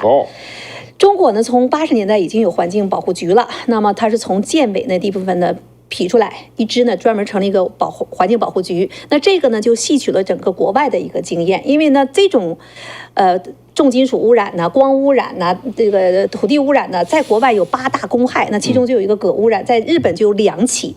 所以呢，在中国这个时候开始80年代开始改革开放，各种工业开始上来的时候呢，也开始呢要进行环境保护，其实是一个从别人的历史教训当中来防范自己未来的这样的一个可能性啊，不要造成水呀、土地的污染。其实利益是好的。那么90年代的时候呢，中国推出来第一部保密法。我那个时候呢是在环境保护局嘛，把我抽过去呢就学习这个保密法。当时是在吉林省长春，那是第1届环境保护局去学习中国的保密法。当时给我们在讲到，你说环境保护局你是测环境标准的，那给我们讲应该公开啊，保什么密呢？对，他是这样告诉的。当时举例呢就在讲，说吉林长春那个水库嘛，不就生活用水。那其中有的水库呢，当时啊90年代它的饮用标准已经不符合饮用水标准了，可是呢那一个水库所几十万人的用水没有办法解决。你不合格，我怎么给这么多人供水呢？对，所以如果我们测出来是超标了，你把这个数据不经过领导批准，你就给它公布出去的话，会引发社会动荡。这就是环境保护局要学保密法。所以刚才这位赵木木说，领导捂你的嘴，你肯定没经过这种保密的训练，对吧？然后呢，你测完了之后，你就要去说这个，如果你是在体制内的，在环境保护局，你要遵守保密法的。所以这个呢是一件事情。那刚才你讲到的这件事情呢，刚才我们那个导播放了一张图片，看到了吗？2012年的时候，在纽约还是哥伦比亚大学。好像是哈，他们做了一个难民和申请庇护的这样的一些移民，抽样1999个人啊，将近2000个人，做了一个身体健康各方面的测试。一个非常有趣的结果就是，来自于中国大陆的这样的移民，他们身体里的重金属全部超标，而且都是移民呢，都不是美国本地生的，都是从别的国家进来的，都比别的国家超高几十倍，其中铅啊，就是大概超标呢是80倍，还有呢另外一个呢超标汞啊是超标100，就是100%超标1倍哈，就是大概是这样的。Sorry， 那个铅是80%啊，比别人多80%。这个事件呢是2012年，你去查2013年左右，中国大陆都在报道说啊，中国为什么大陆来的华人，你这里面的歧视。这不是歧视，那你喝的水，你吃的农作物是吧？就像刚才那个赵木木啊，你所讲到的，你拿这样的水灌出来长出来的这些粮食。它里边的重金属超不超标？对，我跟你讲，这个我讲一点这个中国的你说的保密法啊，中国大概是2009年还是2010年的时候，调集了中国300多个非常高端的专家，参与了一项全国的普查的就是中国农地耕地里面的重金属污染。那个，因为我是有同学在里面参加这个活动。所以我当时他们跟我们讲说，这个我们这个国务院这个中央已经说了，说这个调查出来一定向全国公布，大家群策群力看怎么处理。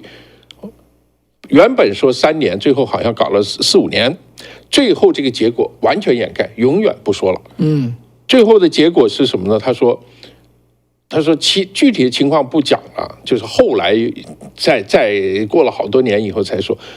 重金属严重超标的中国的耕地面积占中国耕地面积的20%以上，这是非常可怕的一件事。15年前的事情，这是叫严重超标，不叫超标，叫严重超标的，就超标1、2倍以上吧。我得查一下这个标到底是什么哈，因为我查到是中国的叫食物哈，不是说颜料哈，是食物的叫做危险标准，铅是多少？1公斤就是1000克是0.5毫克。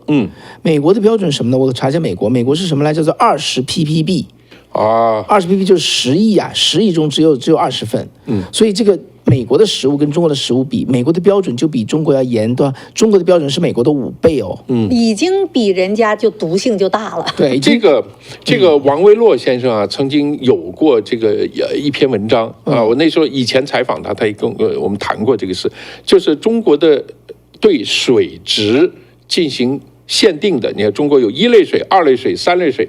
4类水、5类水是这样的，好像这1类水是最干净，5类水是最脏啊，就是脏水到干净水吧。到了3类水呢，其实就已经是不能喝了，就可以用，但是你不能喝，到2类水才能喝。以前中国有个标准，这个标准呢，原来是跟外国的标准是一样的，后来这个标准就慢慢移动到现在，中国的。据说是中国的2类水就是外国的3类水，也就是说，你说这个事情特别重要，就他把他的标准啊，就会换，会移动。所以我们当说有没有超标，我们都是用这个词，是不是？那个标是什么？你说这个特别重要，它真的在移动。他们把自己的这个饮用水的这个标准移动。我们刚刚说那个重金属超标。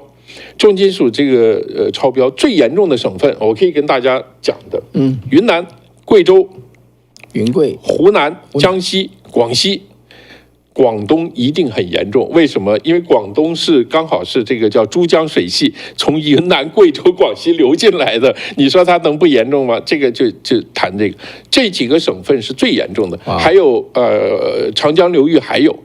像湖北的一部分，像这个下面还有这个浙江啊什么，因为这都是这个水系下去的，非常严重。所以这个我当时那个专家的朋友就说：“哎呀，这些地方的出产的农产品，大家要小心了。”因为它真的会进去啊。这个中国土地重金属污染调查呢，持续了大概5年的时间。刚才你说那个300多个专家，它是一个全国性的调查。当时呢，2012年美国做了这个检测之后，2013年中国都广泛的在报道，然后呢就在问，那到底中国土地污染有多严重啊？他说我们正在做这个做出一个地图啊，污染的地图来。结果呢，2013年就有这个律师就问中国的国土资源部和这个环境保护局，问他们哈，就到底这个数据在哪儿呢？说这是国家机密，不能公布。后来不能公布了。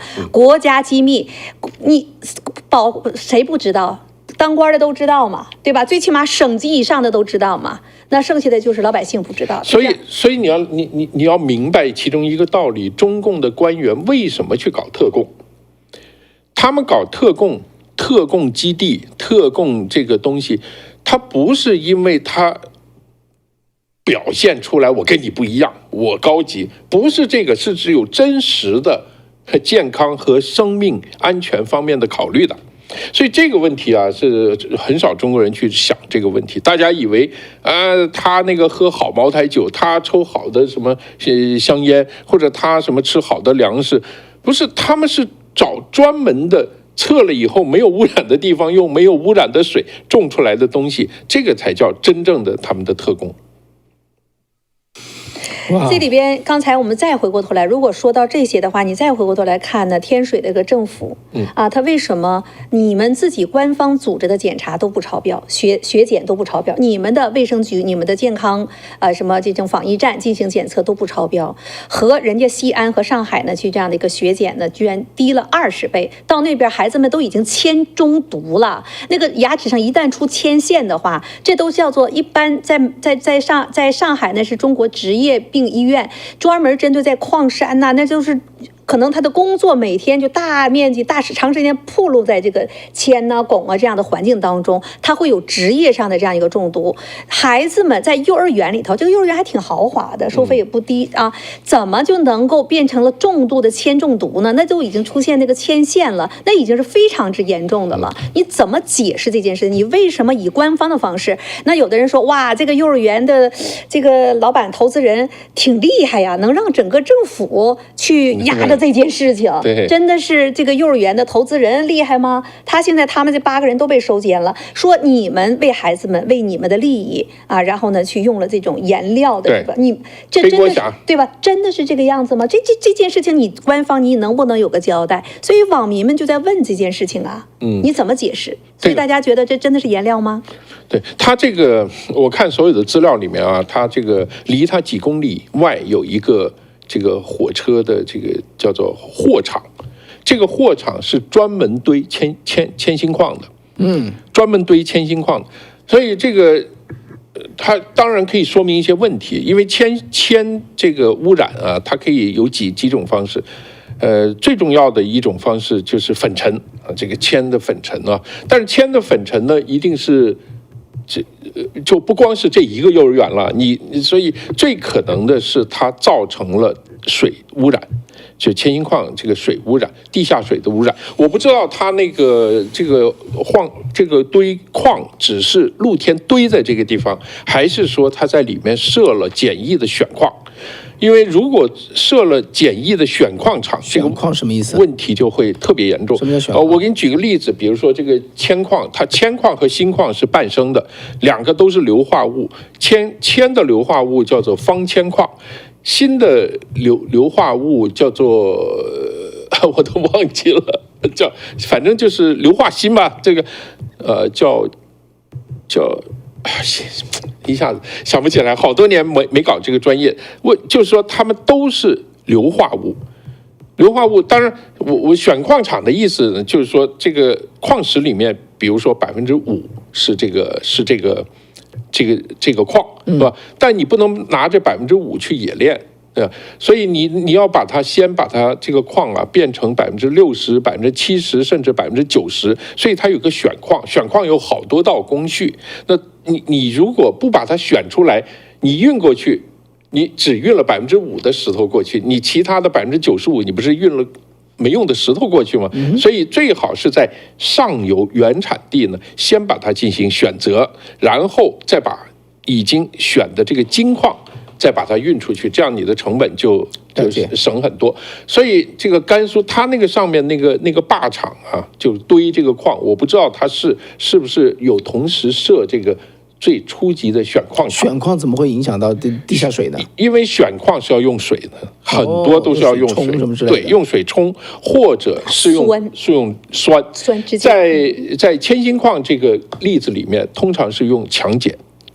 用强碱，因为它是要把把它去掉，就硫化铅，就是方铅矿其实就是硫化铅嘛，就是硫化铅，其实就是这样一个东西，所以我不知道它有没有设，因为甘肃省算是中国出这个铅矿的出铅的一个比较大的地方，甘肃省每年大概几十万吨的铅矿会出产，铅锌矿它是两个东西是伴生的，锌和铅两个东西永远是伴生在一起的，非常有意思。所以一说都是铅锌矿啊，所以甘肃省一年是大概80万吨到100万吨的铅锌矿，其中有一半是铅，一半是锌。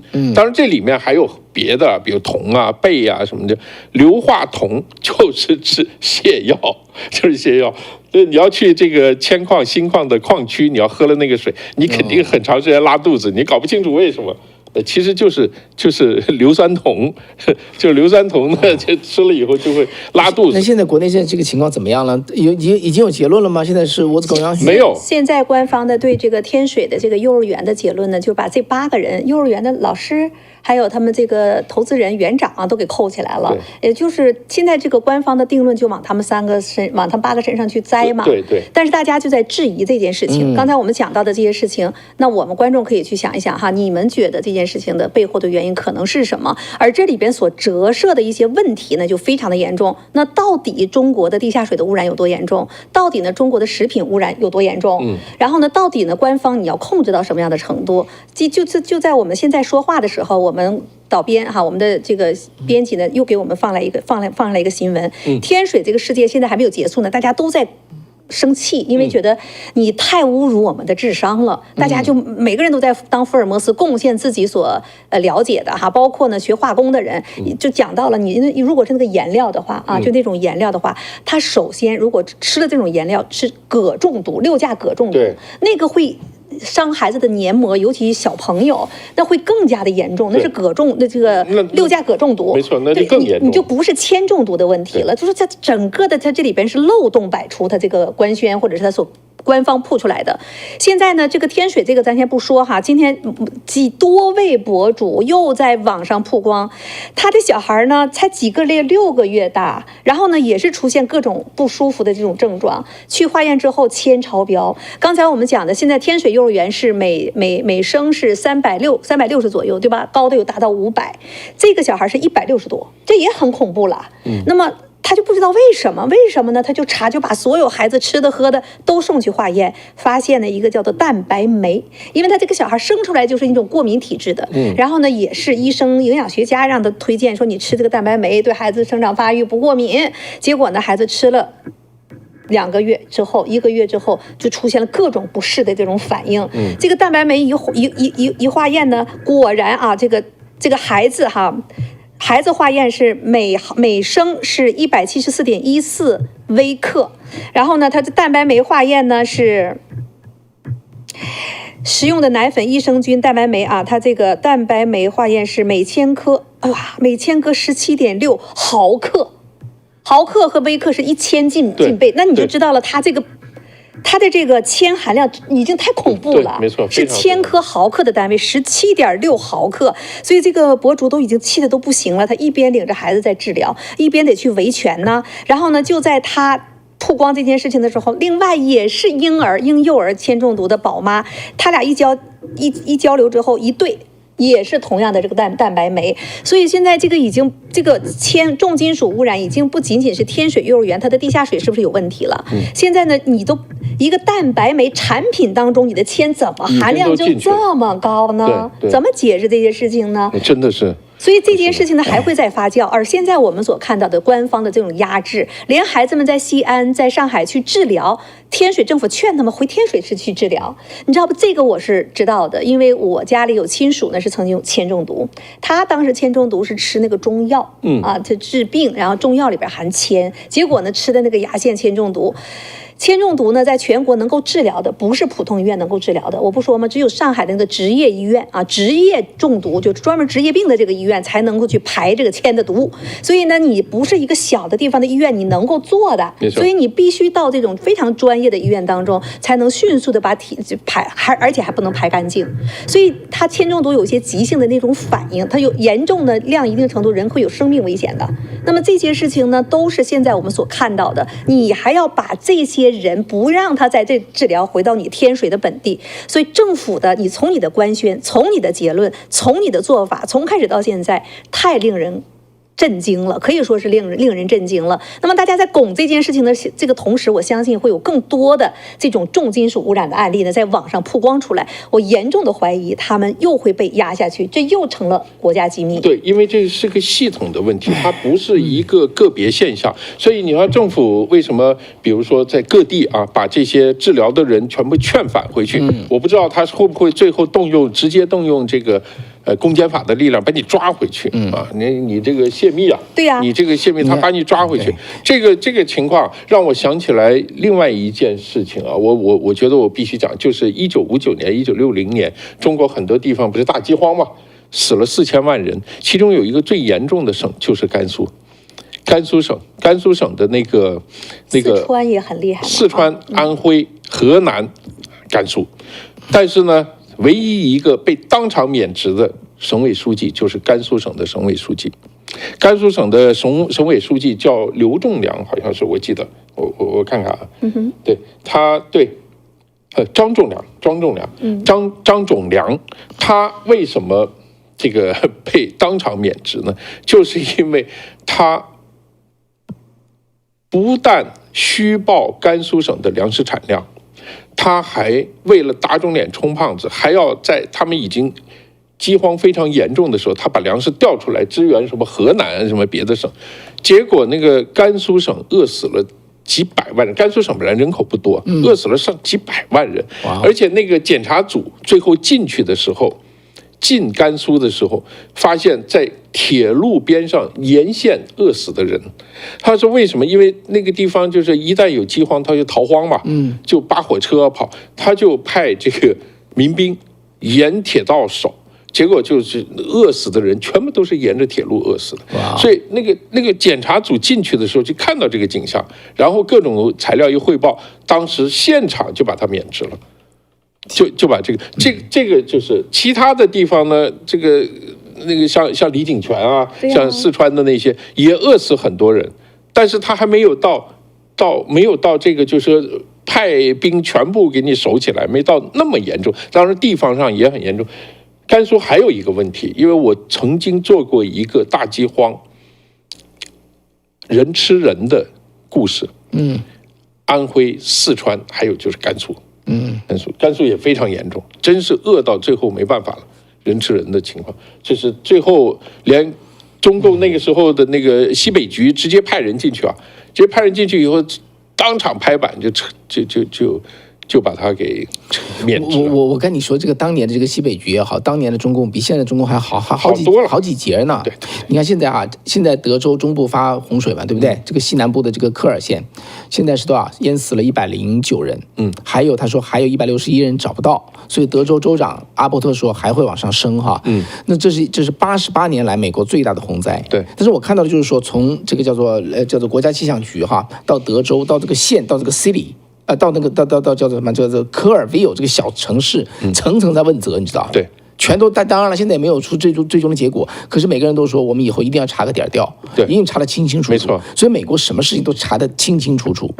就是它的透明度吧，我觉得大家就等着看。我觉得现在我觉得咱们做这个早安中国啊，我觉得我看的一桩桩一件件。当然我来美国很长时间了哈，碰到事儿就遮起来。碰到事儿就遮起来，而且很多话题我们不能谈。我在国内还收到很多线索，因为没有时间谈。对，但是我看到一个共性，就是碰到事儿就遮起来。然后这个事情这个包啊就越鼓越大，下面对不对？它没爆发出来嘛，没办法解决嘛，所以中国就整个像一个高压锅一样的。就是湘雅医院也是一样，对不对？砰的就遮起来。对，所以这真的是中国的一个从上上下下的一个现象啊！这个现象就跟这个体制是完全就是体制的问题。你说刚才我提到的这个咱们说的天水的6个月的宝妈，人家就在跟厂家联系嘛，啊，你的这个产品超标这么多。直接就超标，他呢这个在天猫上还在卖哦，在淘宝网上还在卖他这个8000加，就这个批发的，就是有超过8000以上的人都买这给孩子们吃的蛋白酶，叫做消化酶蛋白质啊，叫做蛋白酶啊，我也不说名字了，因为我没有去做测试哈，但是呢。这个是成8000多，那不就8000多个孩子吗？那不就得甚至是更多的上万的孩子吗？发现问题了，咱们公布出来，把这一批号赶快收回来，你就不会啊！你现在你不去收，不去反映，你压制这些东西，那些孩子们吃了这个东西，那小婴儿喝奶水、喝奶粉、喝这个蛋白酶，那马上就会有反应。那么小的孩子，你把他肾脏伤害了，你把大脑伤害了，一辈子就完了。你说这件事情。厂家不反应，媒体不报道，他们现在趁着天水幼儿园的这件事情，赶快出来发声，要引起其他的父母的重视啊！所以我就想发自内心的问一下，就你中共你这样去做，最后你的结果是什么呢？你把这些老百姓都毒死，都整些残疾，你到底要干什么呢？他不是这个上面非得要你这把老百姓搞成什么样，他是那套体制，最后呢是一层一层，就是全都是一个封闭的系统啊。这个封闭系统，他要给自己谋利，所以他也要用同样的方法来处理这个所有的这个事件。我在大概也是差不多10年前，有一个朋友跟我说，那时候中国沿海的一些产业大量的往里面迁这个关键是什么？小化工厂、小化肥厂、小印染厂，全部往里迁，从沿海往内地迁。往内地迁，为什么？因为这个沿海的地方富了，他就要搞环保了所以环保以后就说你不能在这待了，你要走。好，当地的那个环境改善了，但是迁上去了。当时我记得那个朋友就是国土资源部的一个就以前的同学嘛，他就说这个不行啊，一定要阻止。问题是什么呢？因为沿海还好办，所有的东西很快就短流域马上就进海了，就冲出去了。你要搬上去，全部是搬到流域的中游、上游去了，冲不掉源头了。你等于是整个的水系全污染，你就污染就一直污染下来，到你沿海这个边上的时候，你看起来是稀释了，但是它实际上这个污染物全部都留下来了，读过来它你过个10年、20年、30年以后，这个就全部被污染，这个怎么搞？如果是它住到地下水里面。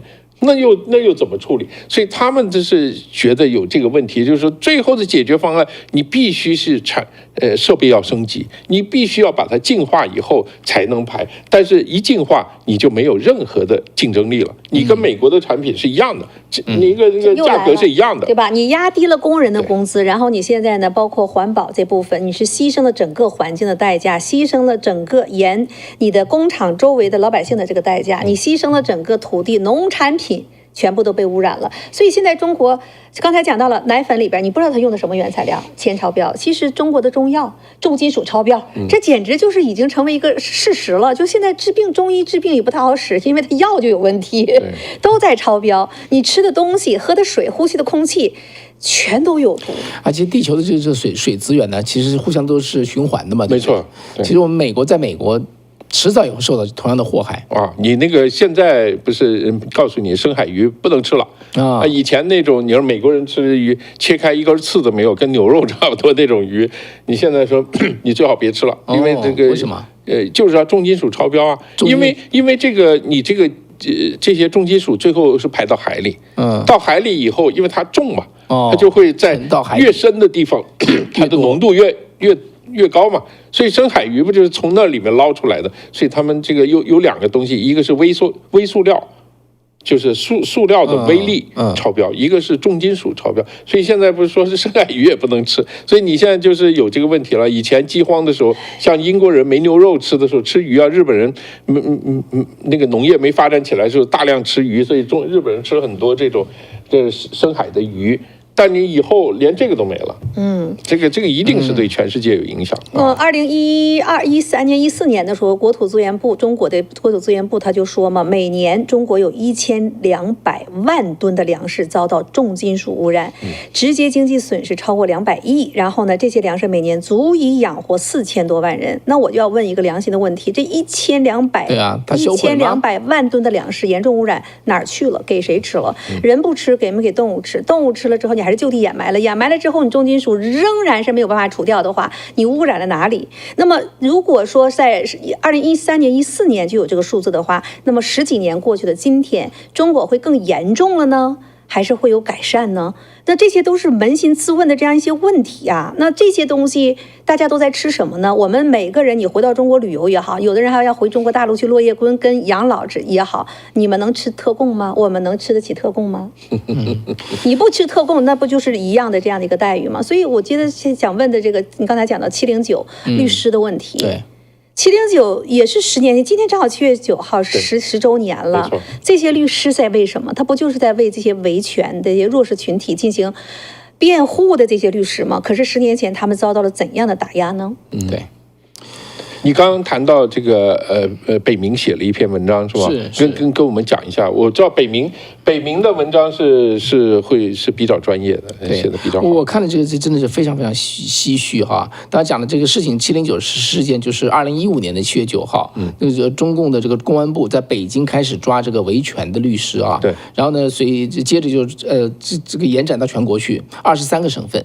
然后抓了多少人？抓了超过300名这个律师、活动人士和律所的员工和家属，其中是律师跟维权人士哈，其中250人。那很有名的就是像北京丰瑞律师事务所的律师王宇嘛，和她的丈夫这个包龙军，然后王全章、李和平、江天勇、谢阳、李玉涵等等哈，还有周世峰。我不知道多少观众朋友，今天我的观众朋友还记得他们。对啊，但是呢，我看了真是非常非常唏嘘啊。他被抓了之后，首先哈，整个的叫做逮捕这些方面就是全国范围的，所以等于是从上面一路安排下来的。这些律师被抓了之后，面临共同的待遇啊，包括电击。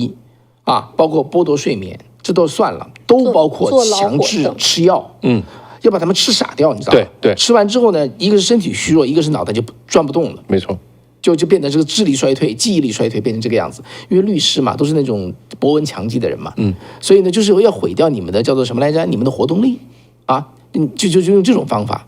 这种就是跟精神病院也差不多，对不对？用精神病院破坏差不多。所以呢，当然其他很多的痛苦就是这些律师，然后放出来之后吊销执照，对，你律师也白学了，法律也白学了，也不能生活，小孩子不可以上学，株连啊，株连太太，株连小孩子，所以真的是非常惨。那所有的这个叫做抓他们的理由是什么？叫做破坏司法秩序，危害国家安全。那整个看起来，这些律师，昨天我们上午还在说嘛，说我们说是叫做他们是砸窗的人，对不对？那实际上说他们不是砸窗的人，对吧？他们是在体制内是维护司法秩序、维护中国法律的人。那么所谓的叫做危害国家安全，其实我把它准确说就是危害共产党的安全。对，他怎么危害国家安全了？几个律师在法庭上为委托人辩护，这叫危害国家安全了吗？你法院不就得有律师去替人家辩护吗？你有你辩方的这个律师，你也有这个反方啊，这个被告的这边的律师。律师这就职业工作呀，你要不你就不要人考律师证，考律师证人家在法庭为自己的委托人去辩护，怎么就威胁国家安全了呢？你看北明啊，他前几天写完了这篇文章啊，他首先写的第一个观点就是说，世界上所有的国家，这律师要维护的群体，无非是你哪个族群是吧？或者是哪个性别，或者哪一场战争造成的这个对象。那中国的特别之处在什么地方哈？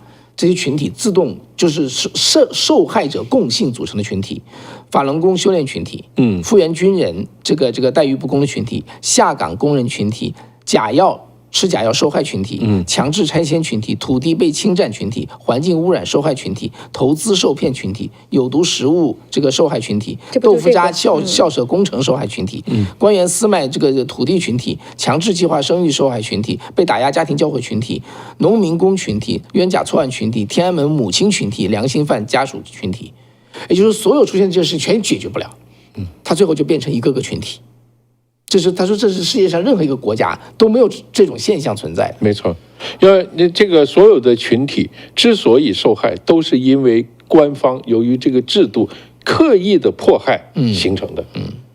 它没有一个是自然的状况，它出现了一个什么，他要给你讨一个正义，都不是，都是当权者就是要打压你，就是要专门迫害你，结果形成的这么一个群，或者是他有政治意图，或者是他有利益上的考虑啊，他这个导致了这一个个的这种所谓的弱势群体的群，所以他们这个709律师他们要做的就是这些事情，当然这都是非常敏感的，对当局来讲是非常非常敏感的。他说这些群体带来的叫群体事件哈，群体抗议事件，1993年是官方公布的是8700起，1999年到32000起，2005年到87000起。2007年到10多万起，以至于2008年官方吓得不敢公布数据了。那后面只能说估计了哈。2010年估计会有18万起，在2020年可能到26万起。所以碰到事情就遮起来，碰到事情就掩起来，碰到事情就藏起来。这个事情只会越来越大。对。那么这北明讲的另外一个观点，他这么说哈，他觉得，我觉得真的是，我也在想他说的这个角度哈，他说所有这些群体都是为自己维权。都是为了自己，而且中国在这个中共的这么一个治下哈，大家也就是基本上就是扫自己的门前雪就完了，是没错，既没有精力也没有心情去。但是这个709这些律师，这250多个律师哈和活跃人士，他们是第一个群体，只为别人来做这件事情，对，全是风险，因为赚不着钱。你跟他打这些官司赚不着钱，有时候他还得贴钱去让人家做，有的时候呢就自己在做一些商业案子，然后把这个钱拿来补贴自己做这个案子，有的时候时间没了。商业案子也做不过来，把商业案子再给别人做，钱让别人赚去，就是赚不了钱，只有辛苦和风险。对，那最后搞到自己执照也丢掉，那么自己被抓，所谓自己帮人家维权，对，自己成为维权对象，没错，维权主体哈，自己成为维权主体，所以就是北明给他们的，我觉得赞誉很高，而且我觉得一点都不过，因为我们不能忘了这个群体，对不对？真的是叫做，就是用中国一句话，为他人叫做抱薪者，不可使其冻毙于风雪。对，这就是为人抱薪的这批律师，没错。所以呢，当然了，10年前我觉得被抓，后来呢，基本上这个人群就被打掉了。对不对？现在他们还在能做的，还在默默在坚持。但这个人群确实是那个时代的一个现象，没错。所以我觉得我们能做的就是，就像你穿这个衣服一样的 ，never forget，never forget， 一定要记住他们。对，我觉得跟观众朋友说一下，真的，我们今天讲这个事情哈，真的是大家要了解这件事情。那在Never forget。今天我们讲到天水的这件事情，包括呢这些孩子铅中毒那些产品的事情，对这些律师、对这些家长打压的这些人啊，你们也是系统内啊体制内的这些人，你的孩子会不会吃到这种重金属钞票的产品？我们自己会不会喝到那种重金属钞票被污染的水呢？我们吃的那些东西也都不安全。你想过了没有？当那件事情临到我们头上的时候，你想找一个人为我们发声，你想找一个律师为我们辩护，今天都没有了，全部被中共给打压下去了。那么在这个过程当中，谁在去帮助这个体制打压这些为我们去发声的辩护律师呢？这样的一些助纣为虐，它不是说共产党它是一个很虚的这样一个名词和概念，共产党是由系统当中一个的人头所组织起来的。这一个的打手们，从那些法官，从那些警察，从那些政府的官员，你们在维系自己权利的时候，想没想过，其实你也在坑害自己的子孙呢？所以所有的这一切走到今天的时候，中国的整个的制度的塌方，已经到了一个简直是非常令人恐怖的这样的一个情况。没错，整个从上到下的官员的塌方，包括呢对百姓的这种极限的施压，到了这种程度了。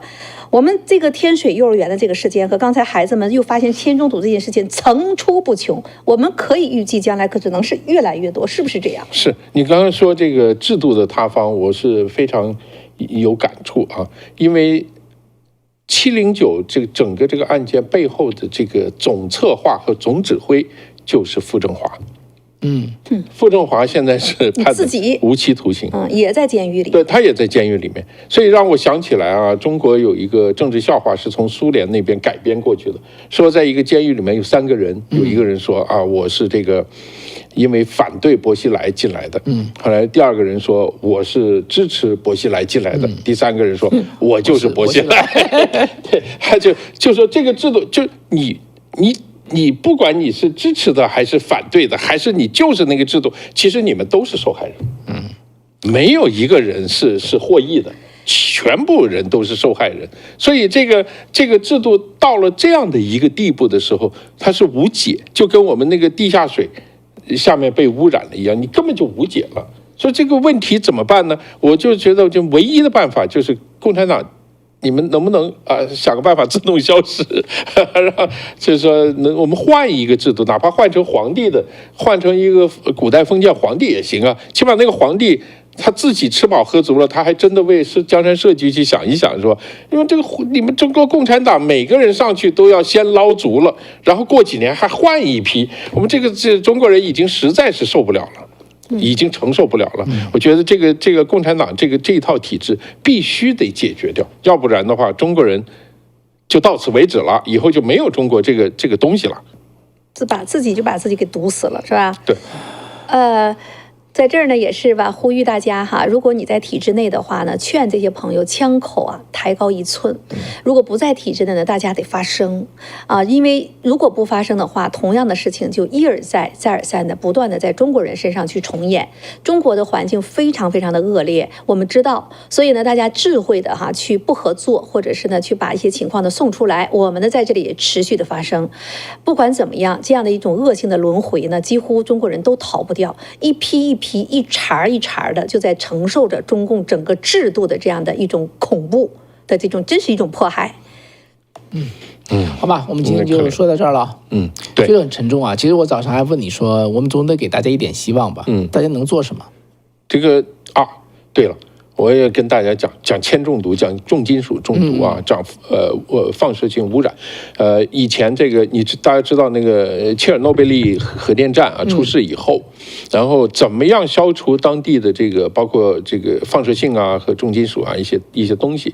然后当时欧盟的专家建议大量种蘑菇，然后把蘑菇采集以后一起销毁，因为这个菌类的这种植物它是有一种特别能力，它会把环境中的这个重金属和这种放射性的东西，把它吸到它自己身体里面去。OK， 所以这个呢，所以我后来想一想你知道蘑菇跟这个中国人讲的灵芝这一类的东西都是菌类的这种方改的这种东西，它都是可以把这个毒素吸到它身体里面去。所以这个呢，是不是有效？所以我有时候在想你说这个中国人讲千年灵芝如何吃进去它是不是就是说把你身体的毒素给吸走了？这跟这个切尔诺贝利核电站这个概念是一样的所以就在想这个问题。但后来有个专家就跟我说，他说你挑蘑菇的时候你要特别小心。怎么讲？因为你不能挑已经污染，因为它容易吸收环境里的重金属或者是有毒物质。所以你建议大家吃蘑菇？我建议大家吃蘑菇，但是不能随便吃蘑菇。所以你要选的那个蘑菇必须是短流域的，就是说在山顶上，它的水没有。好利诺，怎么知道的 ？That's a problem。是山大哥得吃多少蘑菇才能把河水的毒都给中和出来呀？没错，你要想高杰的观点就是赶快往外逃。你要想中国有这个神话故事，比如说这个叫做白蛇传，你记得白蛇后来去偷这个千年灵芝，到哪儿偷到山顶上。为什么到山顶上？这个山底下那个可能就被污染了，你说如果在河边长出来大灵芝，那个东西可能是已经污染了，没用所以它一定要到山顶上，这个人迹罕见的地方，那个有一点这个露水的长大的灵芝。你这个怎么操作呢？这个就没法操作。得到山顶自己去采蘑菇，自己去种你就看看你能不能自己去弄了。反正这个东西呢，你就不能吃。你比如说这个什么哪个省哪条大江著名大江的这个江边上种的蘑菇，千万别去，恐怕你就不能吃了。所以这个就是一个问题所以这个当然也是我也是没办法当中的唯一的一个小办法吧，就是这个吃干净蘑菇。对，吃干净蘑菇，好吧。但是你一定要知道蘑菇是从哪来的。OK。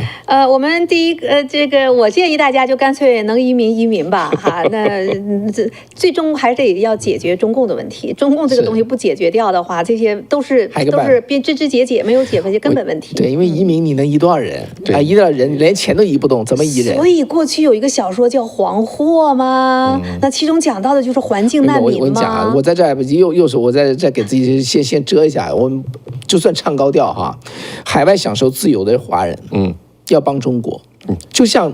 这个叫做这个维权律师他们做的事情一样，是对不对？我们就拿出一些精力，拿出一些金钱，我们在海外帮中国是帮得到的。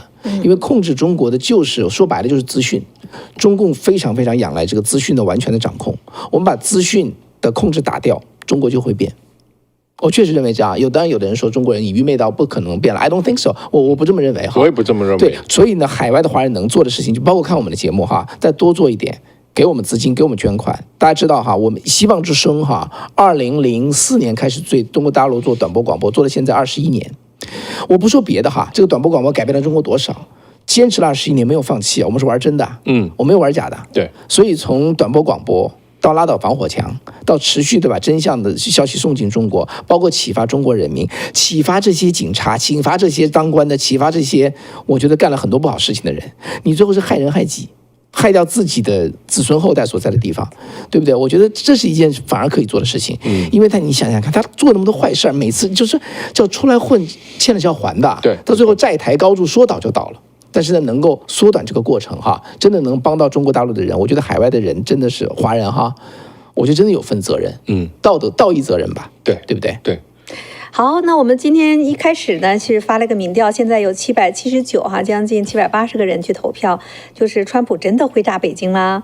我们的观众你们太有意思了，51%会炸，49%不会炸，几乎是比例啊，几乎就是。我觉得这个答案非常准确，就像川普说，我也不知道。Unpredictable。大家集体智慧非常准确哈。是，所以拜托我们忠实的观众朋友们为方伟时间点击订阅，给我们点个赞。早安中国，订阅一下早安中国，然后呢，记住我们的报名的电话，咱们呢9月15号到22号一起呢去到美西的8大国家公园，一起呢去看世界，好不好？好，电话号码855-955-5227，855-955-5227啊，我都记住了，这反应得快，要不记不住。好的，希望能见到大家哦。OK，好嘞，拜拜，谢谢，下次见。星期五见。